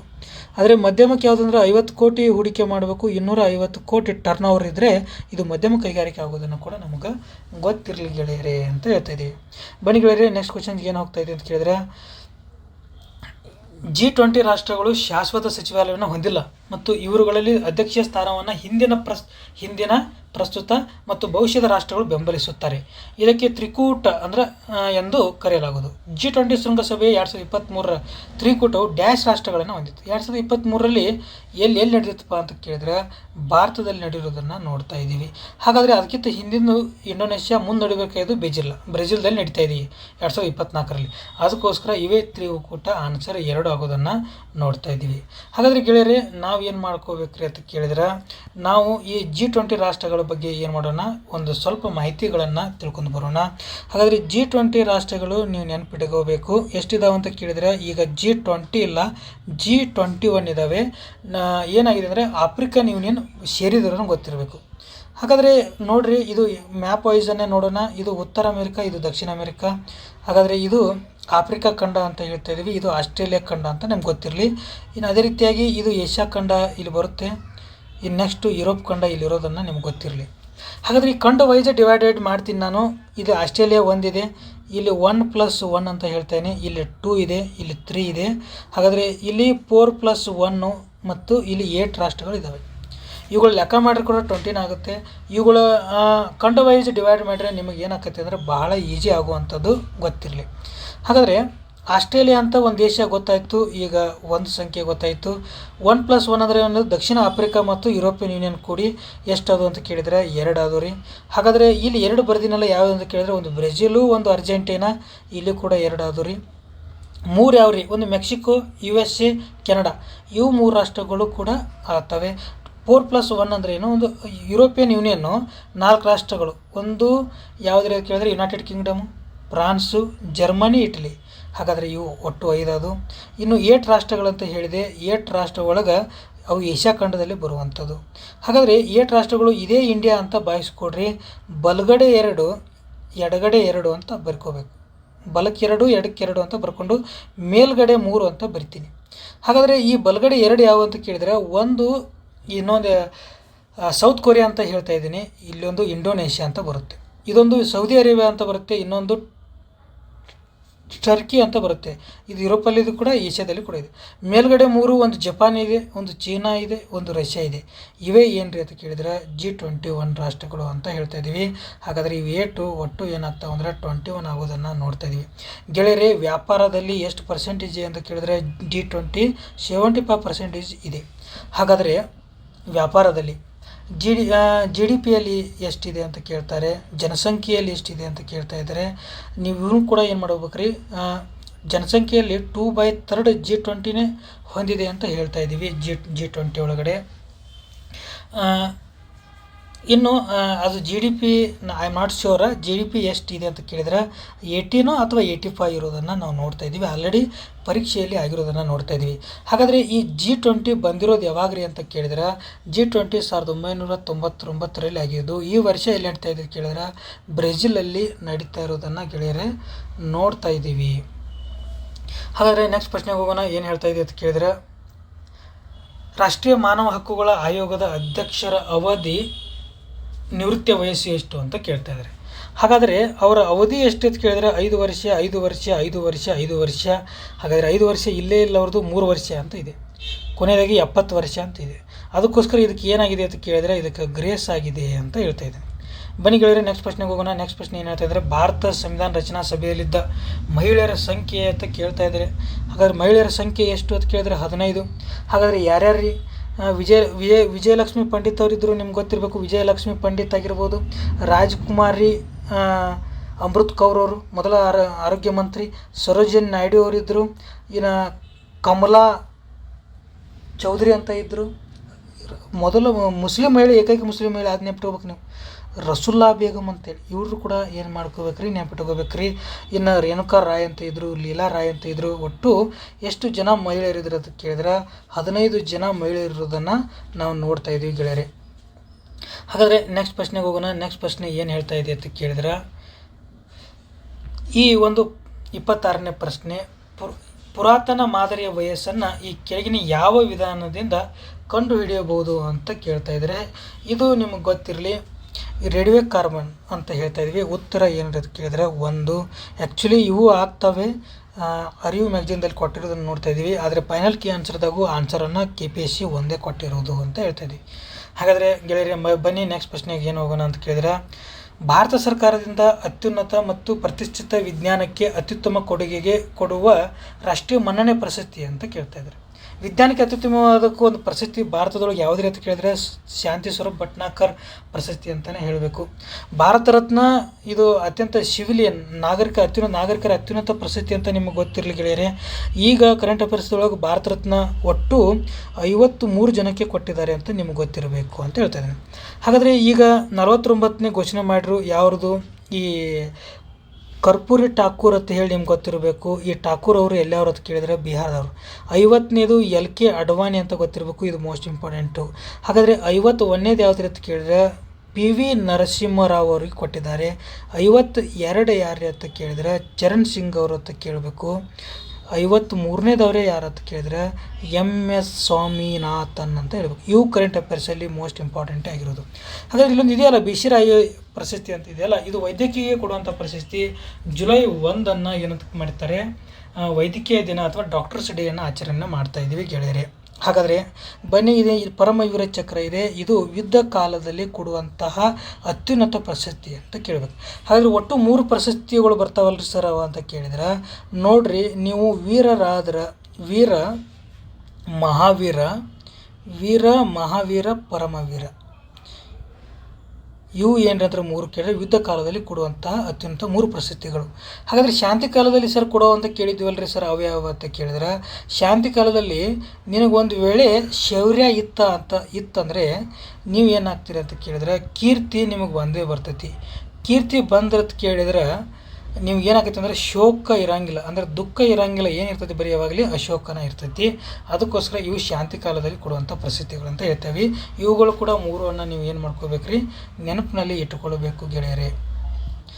ನೆಕ್ಸ್ಟ್ ಪ್ರಶ್ನೆಗೆ ಹೋಗೋಣ. ಏನು ಹೇಳ್ತಾ ಇದೆ ಅಂತ ಕೇಳಿದ್ರೆ, ಒಂದು ವಸ್ತುವಿನ ಉಷ್ಣತೆ -200 ಡಿಗ್ರಿ ಸೆಲ್ಸಿಯಸ್ ಆದರೆ ಫ್ಯಾರನ್ಹೀಟ್ ಮಾಪಕದಲ್ಲಿ ಅದರ ಉಷ್ಣತೆ ಏನು ಅಂತ ಕೇಳ್ತಾ ಇದ್ದಾರೆ. ಹಾಗಾದರೆ ಇದರ ಉಷ್ಣತೆ ಏನು ಅಂತ ಕೇಳಿದ್ರೆ -328 ಡಿಗ್ರಿ ಫ್ಯಾರನ್ಹೀಟ್. ನಿಮಗೂ ಏನಂತ ಗೊತ್ತಿರಲಿ, ಈ ಕೆಲ್ವಿನ್ ಸ್ಕೇಲು ಮತ್ತು ಈ ಸೆಲ್ಸಿಯಸ್ ಸ್ಕೇಲು, ಫ್ಯಾರನ್ಹೀಟ್ ಸ್ಕೇಲು, ಅದ್ರದ್ದು ನೀರಿನ ಒಂದು ಬಾಯ್ಲಿಂಗ್ ಪಾಯಿಂಟ್ ಏನು, ಫ್ರಿಜ್ಜಿಂಗ್ ಪಾಯಿಂಟ್ ಏನು, ಘನೀಕರಿಸುವ ಬಿಂದು ಮತ್ತು ಕುದಿಯುವ ಬಿಂದುಗಳು ಕೂಡ ಇವು ಮೋಸ್ಟ್ ಇಂಪಾರ್ಟೆಂಟ್ ಆಗಿರೋದನ್ನು ನೋಡ್ತಾ ಇದ್ದೀವಿ. ಇವುಗಳನ್ನು ನೀವು ಏನು ಮಾಡ್ಕೋಬೇಕ್ರಿ, ನೆನಪಿಟ್ಟುಕೊಳ್ಳಬೇಕು ಅಂತ ಹೇಳ್ತಾ ಇದ್ದೀನಿ ಗೆಳೆಯರೆ. ಒಂದ್ಸಲ ನೀಟಾಗಿ ನೋಡಿಕೊಂಡು ಈ ಸ್ಕೇಲ್ಗಳನ್ನು ಬರ್ಕೊಂಡ್ರೆ ಒಂದಾದ್ರೂ ಪ್ರಶ್ನೆಗಳು ಫಿಕ್ಸ್ ಇದ್ದೇ ಇರ್ತವೆ ಅಂತ ಅರ್ಥ. ನೆಕ್ಸ್ಟ್ ಏನು ಹೇಳ್ತಾ ಇದೆ, ಭೂಮಿಯ ಮೇಲ್ಮೈಯಿಂದ ವೀಕ್ಷಕನು ಯಾವಾಗಲೂ ಚಂದ್ರನ ಅದೇ ಬಿಂಬವನ್ನು ಕಾಣ್ತಾನೆ.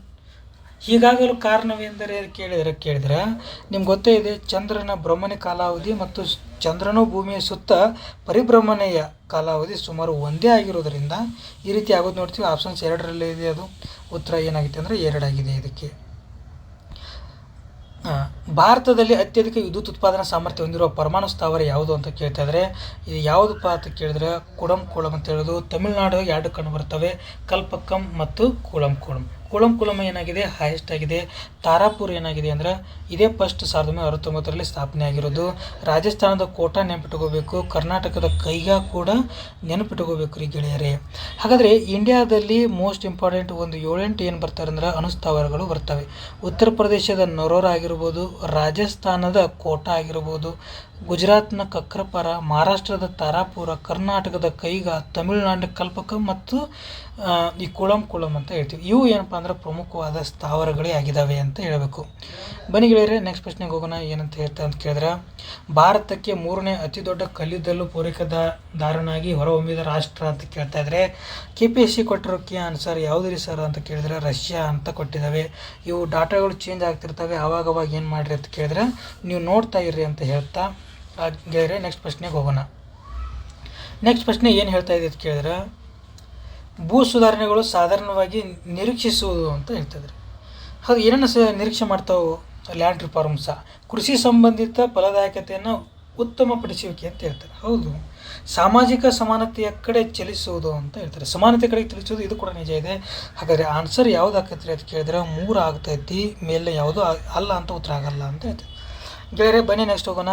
ಈ ಕೆಳಗಿನ ಯಾವ ಮುಖ್ಯಮಂತ್ರಿಯು ಕರ್ನಾಟಕದಲ್ಲಿ ಭೂ ಸುಧಾರಣೆಗಳನ್ನು ಜಾರಿಗೆ ತಂದರು ಅಂತ ಕೇಳಿದರೆ, ಭೂ ಸುಧಾರಣೆಗಳ ಯಾರು ಜಾರಿಗೆ ತಂದರೆ ಡಿ ದೇವರಾಜ ಅರಸು ಅವರೇ ಜಾರಿಗೆ ತೊಗೊಂಬಂದಿರೋದನ್ನು ನೋಡ್ತಾ ಇದ್ದೀವಿ. ಇವರೇ ಅತಿ ದೀರ್ಘಾವಧಿ ಮುಖ್ಯಮಂತ್ರಿ ಕೂಡ ಇವರಾಗಿದ್ದಾರೆ. 1947ರಲ್ಲಿ ಸ್ವತಂತ್ರ ಸಿಕ್ಕಾಗ ಮುಖ್ಯಮಂತ್ರಿ ಯಾರಾದರೆ ಕೆ ಸಿ ರೆಡ್ಡಿ ಆಗಿರುತ್ತಾರೆ. ವೀರೇಂದ್ರ ಪಾಟೀಲ್ ಅವರ ಕಾಲದಲ್ಲಿ ಮೊಟ್ಟ ಮೊದಲ ಬಾರಿಗೆ 1969ರಲ್ಲಿ ನಮ್ಮಲ್ಲಿ ರಾಷ್ಟ್ರಪತಿ ಆಡಳಿಕೆಯನ್ನು ರಾಜ್ಯದ ಮೇಲೆ ಹೇರಿದ್ದನ್ನು ಕೂಡ ಗೊತ್ತಿರಲಿ ಅಂತ ಹೇಳ್ತಾ ಇದ್ದೀವಿ.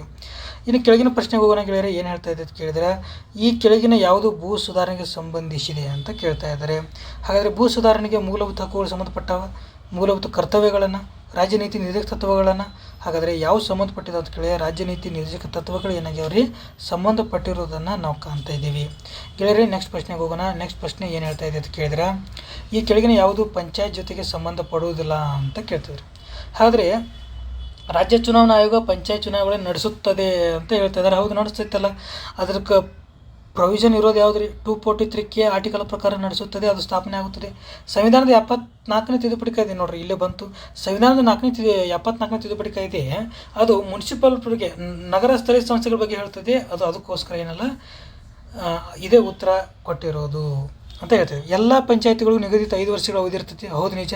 ಪಂಚಾಯತಿ ವಿಸರ್ಜನೆಯಾದ 6 ತಿಂಗಳ ಒಳಗೆ ಹೊಸ ಚುನಾವಣೆಗಳನ್ನು ನಡೆಸಬೇಕಂತ ಹೇಳ್ತಾ ಇದೆ. ಇದು ಕೂಡ ರೈಟ್ ಆಗಿದೆ. ಈ 243 ಒಳಗೆ ಬರುವಂಥ ಎಲ್ಲ ಆರ್ಟಿಗಳನ್ನು ಕೂಡ ನೀವು ಏನು ಮಾಡ್ಕೋಬೇಕ್ರಿ, ನೆನಪಿಟ್ಕೋಬೇಕ್ರಿ ಅಂತ ನಿಮ್ಮಲ್ಲಿ ರಿಕ್ವೆಸ್ಟ್ ಮಾಡ್ತಾ ಇದ್ದೀನಿ. ಬನ್ನಿ ಗೆಳೆಯರೆ ನೆಕ್ಸ್ಟ್ ಹೋಗೋಣ. ಜಿಲ್ಲಾ ಪಂಚಾಯತನ್ನು ಯಾರು ವಿಸರ್ಜಿಸುತ್ತಾರೆ ಅಂತ ಕೇಳ್ತಾ ಇದ್ದಾರೆ. ಜಿಲ್ಲಾ ಪಂಚಾಯತಿಯನ್ನು ವಿಸರ್ಜಿಸುವಂಥ ಅಧಿಕಾರ ಯಾರಿಗಿದೆ ಅಂತ ಕೇಳಿದರೆ ರಾಜ್ಯ ಸರ್ಕಾರಕ್ಕಿದೆ ಅಂತ ಹೇಳಬೇಕು. ಗೆಳೆಯರೆ ನೆಕ್ಸ್ಟ್ ಪ್ರಶ್ನೆ ಏನು ಹೇಳ್ತಾ ಇದೆ ಅಂತ ಕೇಳಿದ್ರೆ, ವಿಜಯಪುರದ ಆಲಮಟ್ಟಿ ಡ್ಯಾಮನ್ನು ಈ ಕೆಳಗಿನ ಯಾವ ಹೆಸರಿಂದ ಕರೆಯಲಾಗುತ್ತದೆ ಅಂತ ಕೇಳ್ತಾರೆ. ಹಾಗಾದರೆ ಯಾವ ಹೆಸರು ಕರೀತಾರೆ? ಲಾಲ್ ಬಹದ್ದೂರ್ ಶಾಸ್ತ್ರಿ ಡ್ಯಾಮ್ ಅಂತ ಕರೀತಾರೆ.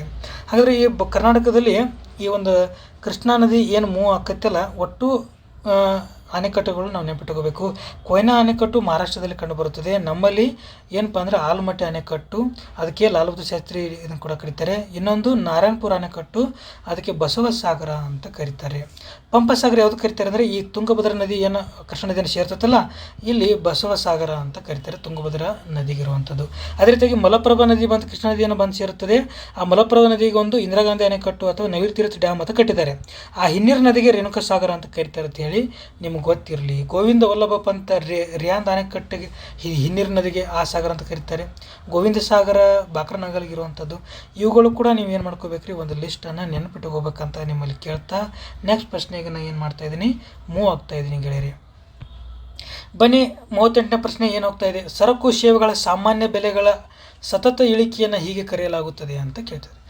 ಸರಕು ಸೇವೆಗಳ ಬೆಲೆಗಳು ಏನಾದರೂ ಜಾಸ್ತಿ ಹೈ ಆಗ್ತಾ ಇದ್ದಾವೆ ಅಂತ ಕೇಳಿದ್ರೆ ಅದು ಹಣದುಬ್ಬರ ಅಂತ ಕರಿತಿದ್ದೀವಿ. ಒಂದು ವೇಳೆ ವಸ್ತುಗಳ ಬೆಲೆಗಳ ಕುಸಿತ ಇದ್ದಾವೆ ಅಂತ ಕೇಳಿದ್ರೆ ಇದು ಅತಿ ಪ್ರಸರಣ, ಇದು ಅನಪ್ರಸರಣ ಅಂತ ಹೇಳ್ತಾ ಇದ್ದೀವಿ. ಇಂಗ್ಲೀಷ್ನಲ್ಲಿ ನೀಟಾಗಿ ಕೊಟ್ಟಿರ್ತಾರೆ ಡಿಪ್ಲೇಷನ್ ಅಂತ ಹೇಳಿ. ನೋಡ್ರಿ 3ನೇದಲ್ಲಿದೆ ಯಾವ್ದು ರೀತಿ ಕೇಳಿದ್ರೆ ಆನ್ಸರ್ ಏನು ರೀ ಅಂತ ಕೇಳಿದ್ರೆ 3 ಅನಪ್ರಸರಣ ಅಂತ ಕೇಳಬೇಕು.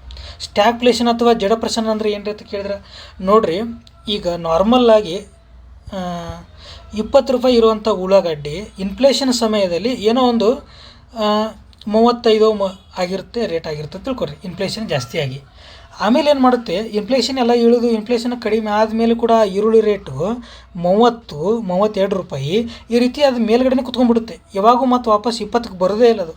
ಇಂಥ ಒಂದು ಸ್ಥಿತಿಗತಿಗೆ ಏನಂತ ಕರೀತಾರೆ ಅಂದರೆ ಜಡ ಪ್ರಸರಣ ಅಂತ ಕರಿತೀವಿ ಅಂತ ಗೊತ್ತಿರಬೇಕು ನಿಮಗೆ ಗೆಳೆಯರೆ. ನೆಕ್ಸ್ಟ್ ಹೋಗೋಣ. ಏನು ಹೇಳ್ತಾರೆ ಅಂತ ಕೇಳಿದ್ರೆ ಘರ್ಷಣಾತ್ಮಕ ನಿರುದ್ಯೋಗದ ವ್ಯಾಖ್ಯಾನ ಅಂತ ಕೇಳ್ತಾ ಇದ್ದಾರೆ. ಹಾಗಾದರೆ ಏನು ರೀ ಅಂತ ಕೇಳಿದ್ರೆ ಕೃಷಿಯಲ್ಲಿ ಕಾಲದ ವ್ಯತ್ಯಾಸದಿಂದ ಕಂಡುಬರೋ ಉದ್ಯೋಗ ಸ್ಥಿತಿ ಯಾವುದು ಅಂತ ಕೇಳಿದ್ರೆ ನಿಮ್ಗೆ ಸೀಸನಲ್ ಅನ್ಎಂಪ್ಲಾಯ್ಮೆಂಟ್ ಗೊತ್ತು, ಋತುಕಾಲಿಕ ಇದು ಎಂತ ಕರೀತಾರೆ, ಇದು ಕೂತ್ರ ಆಗುತ್ತೆ, ಇದಾಗಲ್ಲ ಅಂತ ಗೊತ್ತಾಯಿತು. ಇನ್ನು ಅದೇ ರೀತಿಯಾಗಿ ಕೆಲಸಗಾರರು ಕೆಲಸ ಮಾಡುವ ಮನಸ್ಥಿತಿಯಲ್ಲಿದ್ದರೂ ಉದ್ಯೋಗ ರಹಿತ ಸ್ಥಿತಿಯತ್ತೆ ಅಂತಂದರೆ ಇದಕ್ಕೂ ಮುಕ್ತ ನಿರುದ್ಯೋಗ ಅಂತ ಕರೀತಾರೆ, ಓಪನ್ ಅನ್ಎಂಪ್ಲಾಯ್ಮೆಂಟ್ ಅಂತ ಕರೀತಾರೆ. ಅದೇ ರೀತಿಯಾಗಿ ವ್ಯಾಪಾರಿ ಚಕ್ರಗಳ ಕಾರಣದಿಂದ ಕಂಡುಬರೋ ನಿರುದ್ಯೋಗ ಏನಂತ ಕರೀತಾರೆ ಅಂದರೆ ಇದಕ್ಕೆ ಸೈಕ್ಲಿಕಲ್ ಅನ್ಎಂಪ್ಲಾಯ್ಮೆಂಟ್ ಅಂತ ಕರೀತಾರೆ, ಚಕ್ರೀಯ ನಿರುದ್ಯೋಗ ಅಂತ ಕರೀತಾರೆ. ಹಾಗಾದರೆ ಉಳಿದಿರೋದೇ ಯಾವುದ್ರಿ ಅಂತ ಕೇಳಿದರೆ 4ನೇದು ಕಾರ್ಮಿಕರ ಕೆಲಸದ ಮಧ್ಯೆ ಅಲ್ಪಾವಧಿ ಚಲನೆಯಿಂದ ಉಂಟಾಗುವ ಒಂದು ನಿರುದ್ಯೋಗನೇ ಘರ್ಷಣಾತ್ಮಕ ನಿರುದ್ಯೋಗ ಅಂತ ನೀವು ಹೇಳ್ಬೇಕ್ರಿ ಗೆಳೆಯರಿ. ನೆಕ್ಸ್ಟ್ ಪ್ರಶ್ನೆಗೆ ಹೋಗೋಣ. ಏನು ಹೇಳ್ತಾರೆ ಕೇಳಿದ್ರೆ ಒಂದು ವೇಳೆ ಭಾರತೀಯ ರಿಸರ್ವ್ ಬ್ಯಾಂಕು ತನ್ನ ನಗದು ಮೀಸಲು ಅನುಪಾತವನ್ನು ಕಡಿಮೆ ಮಾಡಿದರೆ ಪತ್ತು ನಿರ್ಮಾಣ ಏನಾಗುತ್ತದೆ ಅಂತ ಕೇಳ್ತಿದ್ದಾರೆ. ಹಾಗಾದರೆ ನಿಮಗೊಂದಿಷ್ಟು ಗೊತ್ತಿರ್ಬೇಕ್ರಿ ಗೆಳೆಯರೆ. ನಗದು ಮೀಸಲು ಅನುಪಾತ ಅಂದರೆ CRR ಅಂತ ಕರಿತೀವಿ, ಕ್ಯಾಶ್ ರಿಸರ್ವ್ ರೇಷಿಯೋ ಅಂತ ಕರಿತೀವಿ. ಇನ್ನೊಂದು SLR ಅಂತ ಬರ್ತೈತಿ, ಸ್ಟ್ಯಾಟ್ಯುಟರಿ ಲಿಕ್ವಿಡಿಟಿ ರೇಷಿಯೋ, ಶಾಸನಬದ್ಧ ದ್ರವ್ಯತಾ ಅನುಪಾತ ಅಂತ ಕರಿತೀವಿ. ಹಾಗಾದ್ರೆ ನೋಡಿರಿ, ಒಂದು ಬ್ಯಾಂಕು ಒಂದು ಬಂಡವಾಳದಿಂದ ಸ್ಥಾಪನೆ ಆಕತಿ. ಅನುಮತಿ RBI ಏನು ಮಾಡ್ಬೇಕು ರೀ, ಕಮರ್ಷಿಯಲ್ ಬ್ಯಾಂಕ್ ತೊಗೋಬೇಕಂತ ನಿಮ್ಗೆ ಗೊತ್ತಿರಬೇಕು. ತೊಗೊಳ್ಳುವಾಗ ಕಂಡೀಷನ್ ಇವೆರಡು ಫಾಲೋ ಮಾಡ್ಬೇಕಂತ RBI ಹೇಳ್ತದೆ. CR ಅಂದ್ರೆ ಏನಂದ್ರೆ ಬ್ಯಾಂಕಿನ ಬಂಡವಾಳದ ಒಂದು ಭಾಗವನ್ನು RBI ಹತ್ತಿರ ಇಡೋದೇನೆ CRR ಅಂತ ಹೇಳ್ತಾ ಇದ್ದೀವಿ. ಹಾಗಾದ್ರೆ ಈಗ 4% ಐತಿ. RBI ತಕ್ಕ ಏನಾದರೂ ₹100 ಇದ್ದು ಅಂದರೆ ₹4 ಇಲ್ಲೇ ಇಡಬೇಕು. SLR ಅಂದರೆ ಏನು ರೀ ಅಂತ ಕೇಳಿದ್ರೆ, ಅದು ಬ್ಯಾಂಕು ತನ್ನ ಹತ್ತಿರನೇ ಇಟ್ಕೊಳ್ಳುವಂಥದ್ದು, ಬೇರೆದವರಿಗೆ ಸಾಲ ಕೊಡುವಂಥ ಅವಕಾಶ ಕೊಡುವಂಗಿಲ್ಲ. ಅದಕ್ಕೆ ಶಾಸನಬದ್ಧ ದ್ರವ್ಯತಾನುಪಾತ ಅಂತ ಕರೀತಾರೆ. ಈಗ 18% ಇದೆ, ಹಾಗಾದ್ರೆ ₹80 ತನ್ನ ಹತ್ತಿರ ಇಟ್ಕೋಬೇಕು. ಉಳ್ಕಿದ್ದನ್ನು ಏನು ಮಾಡ್ಕೋಬೇಕು ರೀ, ಸಾಲ ಕೊಡುವ ವ್ಯವಹಾರಗಳನ್ನು ಮಾಡ್ಕೋಬೇಕಂತ ಅರ್ಥ. ಹಾಗಾದ್ರೆ ಈಗೇನು ಕೇಳ್ತಾ ಇದ್ರಿ ಅಂತ ಕೇಳಿದ್ರೆ, ಇಲ್ಲಿ ಇಡುವಂಥ ರೊಕ್ಕವನ್ನು ಏನಾದರೂ 4%ಗಿಂತ 3% ಕಡಿಮೆ ಮಾಡಿದ್ವಿ ಅಂತ ಕೇಳಿದ್ರೆ, ಇಲ್ಲಿ ಏನಾದರೂ ಏನೈತಿ ರೀ, ಹಂಗಾದ್ರೆ ಈ ₹1 ಏನು ಮಾಡ್ತೈತೆ ಅಂದ್ರೆ ಸಾಲವನ್ನು ಜನರಿಗೆ ಕೊಡ್ತೈತಿ. ಇಲ್ಲಿ ಬರೀ ನಾವು ₹1 ಲೆಕ್ಕ ಹೇಳ್ತಿದ್ದೀವಿ, ಅದು ಎಷ್ಟೋ ಕೋಟಿ ಲೆಕ್ಕ ಇರುತ್ತದೆ ಅಲ್ಲಿ. ಅದಕ್ಕೋಸ್ಕರ ಏನಾಕೈತೆ ಅಂದ್ರೆ, ಇದು ಕಡಿಮೆ ಮಾಡಿದರೆ ಸಾಲ ಕೊಡೋದು ಏನಾಕೈತೆ ಅಂತ ಕೇಳಿದ್ರೆ ಹೆಚ್ಚಾಗುತ್ತದೆ ಅಂತ ಹೇಳ್ಬೇಕ್ರಿ ಗೆಳೆಯರೆ. ನೆಕ್ಸ್ಟ್ ಪ್ರಶ್ನೆಗೆ ಹೋಗೋಣ. ಏನು ಹೇಳ್ತಾ ಇರೋದು ಕೇಳಿದ್ರೆ, ಹಣದುಬ್ಬರದ ಅಂತರ ಪರಿಭಾವನೆಯನ್ನು ಕೊಟ್ಟವರು ಯಾರು ಅಂತ ಕೇಳ್ತಾ ಇದ್ದಾರೆ. ಇನ್ಫ್ಲೇಷನರಿ ಗ್ಯಾಪ್ ಅಂತ ಕೇಳ್ತಾರೆ. ನಿಮಗೆ ಜನರಲ್ ಥಿಯರಿ ಬುಕ್ ಬರೆದವರು ಗ್ರೇಟೆಸ್ಟ್ ಎಕನಾಮಿಸ್ಟ್ ಅಂತ ಹೇಳಬೇಕು ಇವರಿಗೆ, ಜೇಮ್ ಕೇನ್ಸ್ ಅಂತ ಹೇಳಿ. ಜೇಮ್ ಕೇನ್ಸ್ ಅವರು ಒಂದು ಮಾತನ್ನು ಹೇಳಿದ್ದಾರೆ. ಏನಪ್ಪ ಅಂದ್ರೆ, ಒಂದು ಇಂಥ ನಿರುದ್ಯೋಗದ ಸಮಸ್ಯೆ ಉಂಟಾದಾಗ ಜನರಿಗೆ ಹೋಗ್ರಿ, ಒಂದು ಹುಂಡಿಯನ್ನು ತೆಗೆಸ್ರಿ ಮತ್ತು ಆ ಹುಂಡಿಯನ್ನು ಮುಚ್ಚಿಸ್ರಿ ಅಂತ ಹೇಳ್ತಾರೆ. ಹಾಗಾಗಿ ಜನಗಳಿಗೆ ಪುಕ್ಕಟೆಯಾಗಿ ಏನು ಕೊಡಕ್ಕೆ ಹೋಗಬೇಡ್ರಿ, ಉದ್ಯೋಗ ಕೊಡ್ರಿ, ಅವ್ರ ಜೀವನ ಸಾಗುತ್ತೆ ಅನ್ನುವಂಥ ಮಾತನ್ನು ಜೇಮ್ ಕೇನ್ಸ್ ಅವರು ಅರ್ಥಶಾಸ್ತ್ರಜ್ಞರು ಹೇಳಿರೋದನ್ನು ನಾವು ನೋಡ್ತಾ ಇದ್ದೀವಿ. ಗೆಳೆಯರೆ, ನೆಕ್ಸ್ಟ್ ಹೋಗೋಣ. ಏನು ಹೇಳ್ತಾ ಇದೆ ಕೇಳಿದ್ರೆ, ಸಂದಾಯ ಬಾಕಿ, ಬ್ಯಾಲೆನ್ಸ್ ಆಫ್ ಪೇಮೆಂಟ್ ಒಂದು ಭಾಳ ಇಂಪಾರ್ಟೆಂಟು ಈ ಒಂದು ಪ್ರತಿ ಚಾಪ್ಟ್ರಲ್ಲಿ, ಪ್ರತಿ ಎಕ್ಸಾಮ್ದಲ್ಲಿ. ಈ ಸಂದಾಯ ಬಾಕಿ ಅಸಮತೋಲನವನ್ನು ಸರಿಪಡಿಸಲು ಕೆಳಗಿನ ಯಾವ ಕ್ರಮಗಳನ್ನು ಅಳವಡಿಸಿಕೊಳ್ಳಲಾಗುವುದು ಅಂತ ಕೇಳ್ತಾ ಇದ್ದಾರೆ. ಹಾಗಾದರೆ ನೋಡ್ರಿ, ಏನು ಮಾಡ್ಬೇಕಂತ ಹೇಳೋಣ. ಮೊದಲು ಸಂದಾಯ ಬಾಕಿದ ಬಗ್ಗೆ ನಾವು ಏನು ಮಾಡೋಣ ರೀ, ಅಭ್ಯಾಸವನ್ನು ಮಾಡೋಣ. ಅಂದರೆ ಇದಕ್ಕೆ ಏನಂತ ಕರೀತಾರೆ ಅಂದರೆ ಬ್ಯಾಲೆನ್ಸ್ ಆಫ್ ಪೇಮೆಂಟ್ ಅಂತ ಕರೀತಾರೆ. ಈ ಬ್ಯಾಲೆನ್ಸ್ ಆಫ್ ಪೇಮೆಂಟನ್ನು 2 ಭಾಗದ ಇದಾವೆ ರೀ. ಒಂದು ಕರೆಂಟ್ ಅಕೌಂಟ್ ಅಂತ ಬರ್ತೈತಿ, ಇನ್ನೊಂದು ಕ್ಯಾಪಿಟಲ್ ಅಕೌಂಟ್ ಅಂತ ಬರ್ತೈತಿ. ಇವೆರಡೂ ಇವು ನೆನಪಿಟ್ಕೋಬೇಕು, ಕರೆಂಟ್ ಅಕೌಂಟ್ ಮತ್ತು ಕ್ಯಾಪಿಟಲ್ ಅಕೌಂಟ್. ಕರೆಂಟ್ ಅಕೌಂಟಲ್ಲಿ 2 ಭಾಗ ಮಾಡ್ತೀವಿ. ಒಂದು ಗೋಚರ ವಸ್ತುಗಳು, ವಿಜಿಬಲ್ ಗೂಡ್ಸ್ ಅಂತ ಮಾಡ್ತೀವಿ, ಗೋಚರ ವಸ್ತುಗಳು. ಇನ್ನೊಂದು ನಾನ್ ವಿಜಿಬಲ್ ಗೂಡ್ಸ್ ಅಂತ ಮಾಡ್ತೀವಿ. ವಿಜುವಲ್ ಗೂಡ್ಸಲ್ಲಿ ಕಾರ್ ತೋತೀರಿ, ಮೊಬೈಲ್ ತೋತೀರಿ, ಇವುಗಳೆಲ್ಲ ವಿಜುವಲ್ ಗೂಡ್ಸ್ಗಳಾಗಿದ್ದಾವೆ. ಬಂಗಾರ ತೋತೀರಿ. ನಾನ್ ವಿಜುವಲ್ ಗೂಡ್ಸಲ್ಲಿ ಏನೇನಿದೆ ಅಂತ ಕೇಳಿದ್ರೆ, ಇದರಲ್ಲಿ ಮತ್ತು 3 ಭಾಗ ಮಾಡ್ತೀವಿ ಗೆಳೆಯರೆ ನಾವು. ಹಾಗಾದರೆ ಯಾವ್ಯಾವು? ಒಂದು ಸರ್ವಿಸನ್ನು ಕೊಡ್ತೀರಿ, ಅಲ್ಲೇ ದೂರ ನಿಂತಾನೆ. ಇನ್ನೊಂದು ಲಾಭಗಳು, ಪ್ರಾಫಿಟ್ ಬರ್ತೈತಿ, ಲಾಭಗಳನ್ನು ಮಾಡ್ತೀವಿ. ಇನ್ನೊಂದು ವರ್ಗಾವಣೆ ಮಾಡ್ತೀವಿ. ಯಾಕಂದರೆ ವರ್ಗಾವಣೆ ಯಾವಾಗ ಅಂದರೆ, ನಮ್ಮ ದೇಶದ ಹುಡುಗ ಬೇರೆ ದೇಶದಲ್ಲಿ ಕೆಲಸಕ್ಕಿದ್ದ ಅಂದರೆ ಆ ಹಣವನ್ನೆಲ್ಲ ಏನು ಮಾಡ್ತಾನೆ, ನಮ್ಮ ದೇಶಕ್ಕೆ ವರ್ಗಾವಣೆ ಮಾಡ್ತಾನೆ. ಅದು ಕೂಡ ಇದರಲ್ಲಿ ಬರುವಂಥದ್ದು. ಅದನ್ನು ಕೂಡ ನಾವು ಏನು ಮಾಡ್ಕೋಬೇಕು ರೀ, ನೆನ್ಪಿಟ್ಕೋಬೇಕು. ವರ್ಗಾವಣೆಗಳಿಗೆ ನೋಡಿರಿ, ಯಾವುದಾದ್ರೂ ಗಿಫ್ಟ್ಸ್ ಆಗಿರ್ಬೋದು, ಡೊನೇಷನ್ ಆಗಿರ್ಬೋದು, ಇವುಗಳೆಲ್ಲ ವರ್ಗಾವಣೆಗಳಲ್ಲಿ ಬರ್ತವೆ, ಲಾಭ ಇತ್ತು. ಇನ್ನು ಕ್ಯಾಪಿಟಲ್ ಅಕೌಂಟದಲ್ಲಿ ಸರ್ ಏನು ಬರ್ತಾವೆ ಅಂತ ಕೇಳಿದರೆ, ಹೂಡಿಕೆ ಮಾಡ್ತಾರಲ್ಲ, ಹೂಡಿಕೆ ಮಾಡೋದೇ ಇದರಲ್ಲಿ ಬರ್ತದೆ. ಇನ್ನು ಲೋನ್ ತೊಗೊಂಬರ್ತೀವಿ ಬೇರೆ ಬ್ಯಾಂಕ್ಗಳಿಂದ ಇಂಟರ್ನ್ಯಾಷನಲ್ದಾಗಿ, ಅದು ಕ್ಯಾಪಿಟಲ್ ಅಕೌಂಟದಲ್ಲಿ ಬರುವಂಥದ್ದು. ಇದು ಬ್ಯಾಲೆನ್ಸ್ ಆಫ್ ಪೇಮೆಂಟ್ ಆಗಿರುವಂಥದ್ದು. ಹಾಗಾದರೆ ಬ್ಯಾಲೆನ್ಸ್ ಆಫ್ ಪೇಮೆಂಟ್ ಒಳಗೆ ಇವು ಬರುವಂಥ ವಸ್ತುಗಳು ಎಲ್ಲ ಕೌಂಟ್ ಮಾಡ್ತೈತಿದ. ಇದು ಒಂದು ಲೆಕ್ಕ. ಇನ್ನೊಂದು ಏನು ಲೆಕ್ಕ ಅಂತ ಕೇಳಿದರೆ ಸರ, ಒಂದು ನಿಮಿಷ,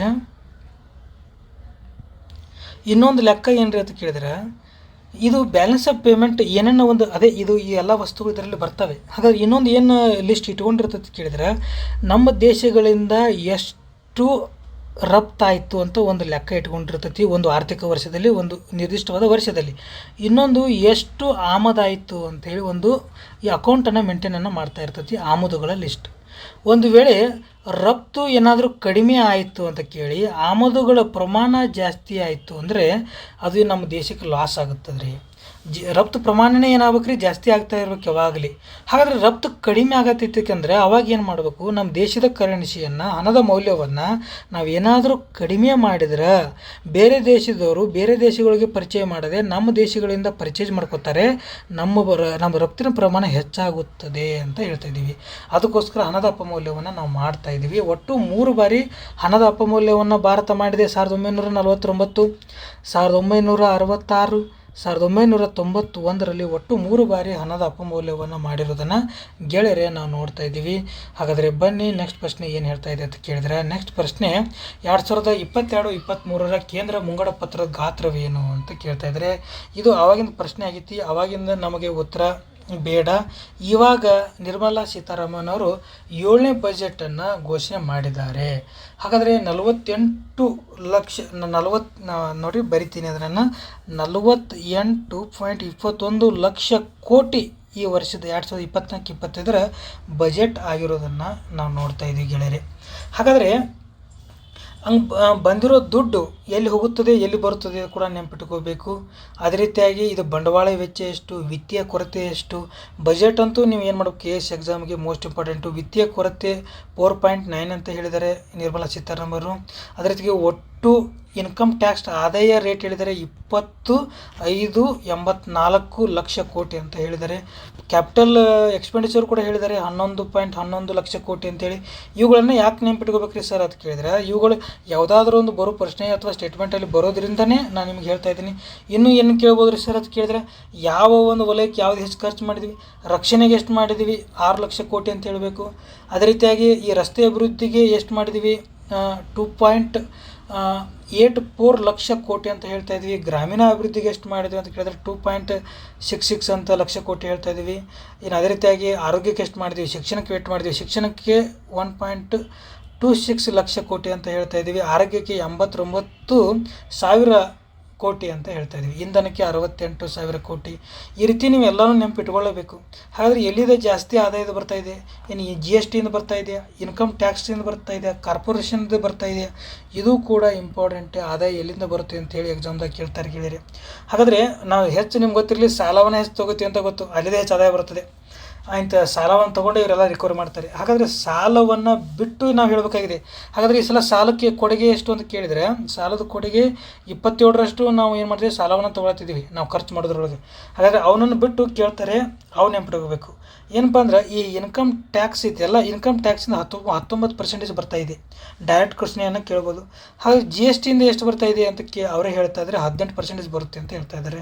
ಇನ್ನು ಅದೇ ರೀತಿಯಾಗಿ ಸೆಕೆಂಡ್ ಒನ್ ಗೊತ್ತಿರಬೇಕು, ಕಾರ್ಪೊರೇಟ್ ಟ್ಯಾಕ್ಸ್ ಅಂತ ಹೇಳಿ. ಕಾರ್ಪೊರೇಟ್ ಟ್ಯಾಕ್ಸ್ ಎಷ್ಟು ಬರ್ತದೆ ಕೇಳಿದರೆ ಅದು 17 ಬರ್ತದೆ. ಈ ಮೂರು ನೋಡ್ರಿ, 19, 18, 17 ಈ ರೀತಿ ಕೂಡ ನೀವು ನೆನಪಿಟ್ಕೋರಿ ಅಂತ ಹೇಳಿ ನೆನಪಬೇಕು. ಬಡ್ಡಿನ ಹೆಚ್ಚು ನಾವು ಪಾವತಿ ಮಾಡತ್ತಿದ್ದೀವಿ, ಅದು ಕೂಡ ನಿಮಗೆ ನೆನಪಿರಲಿ.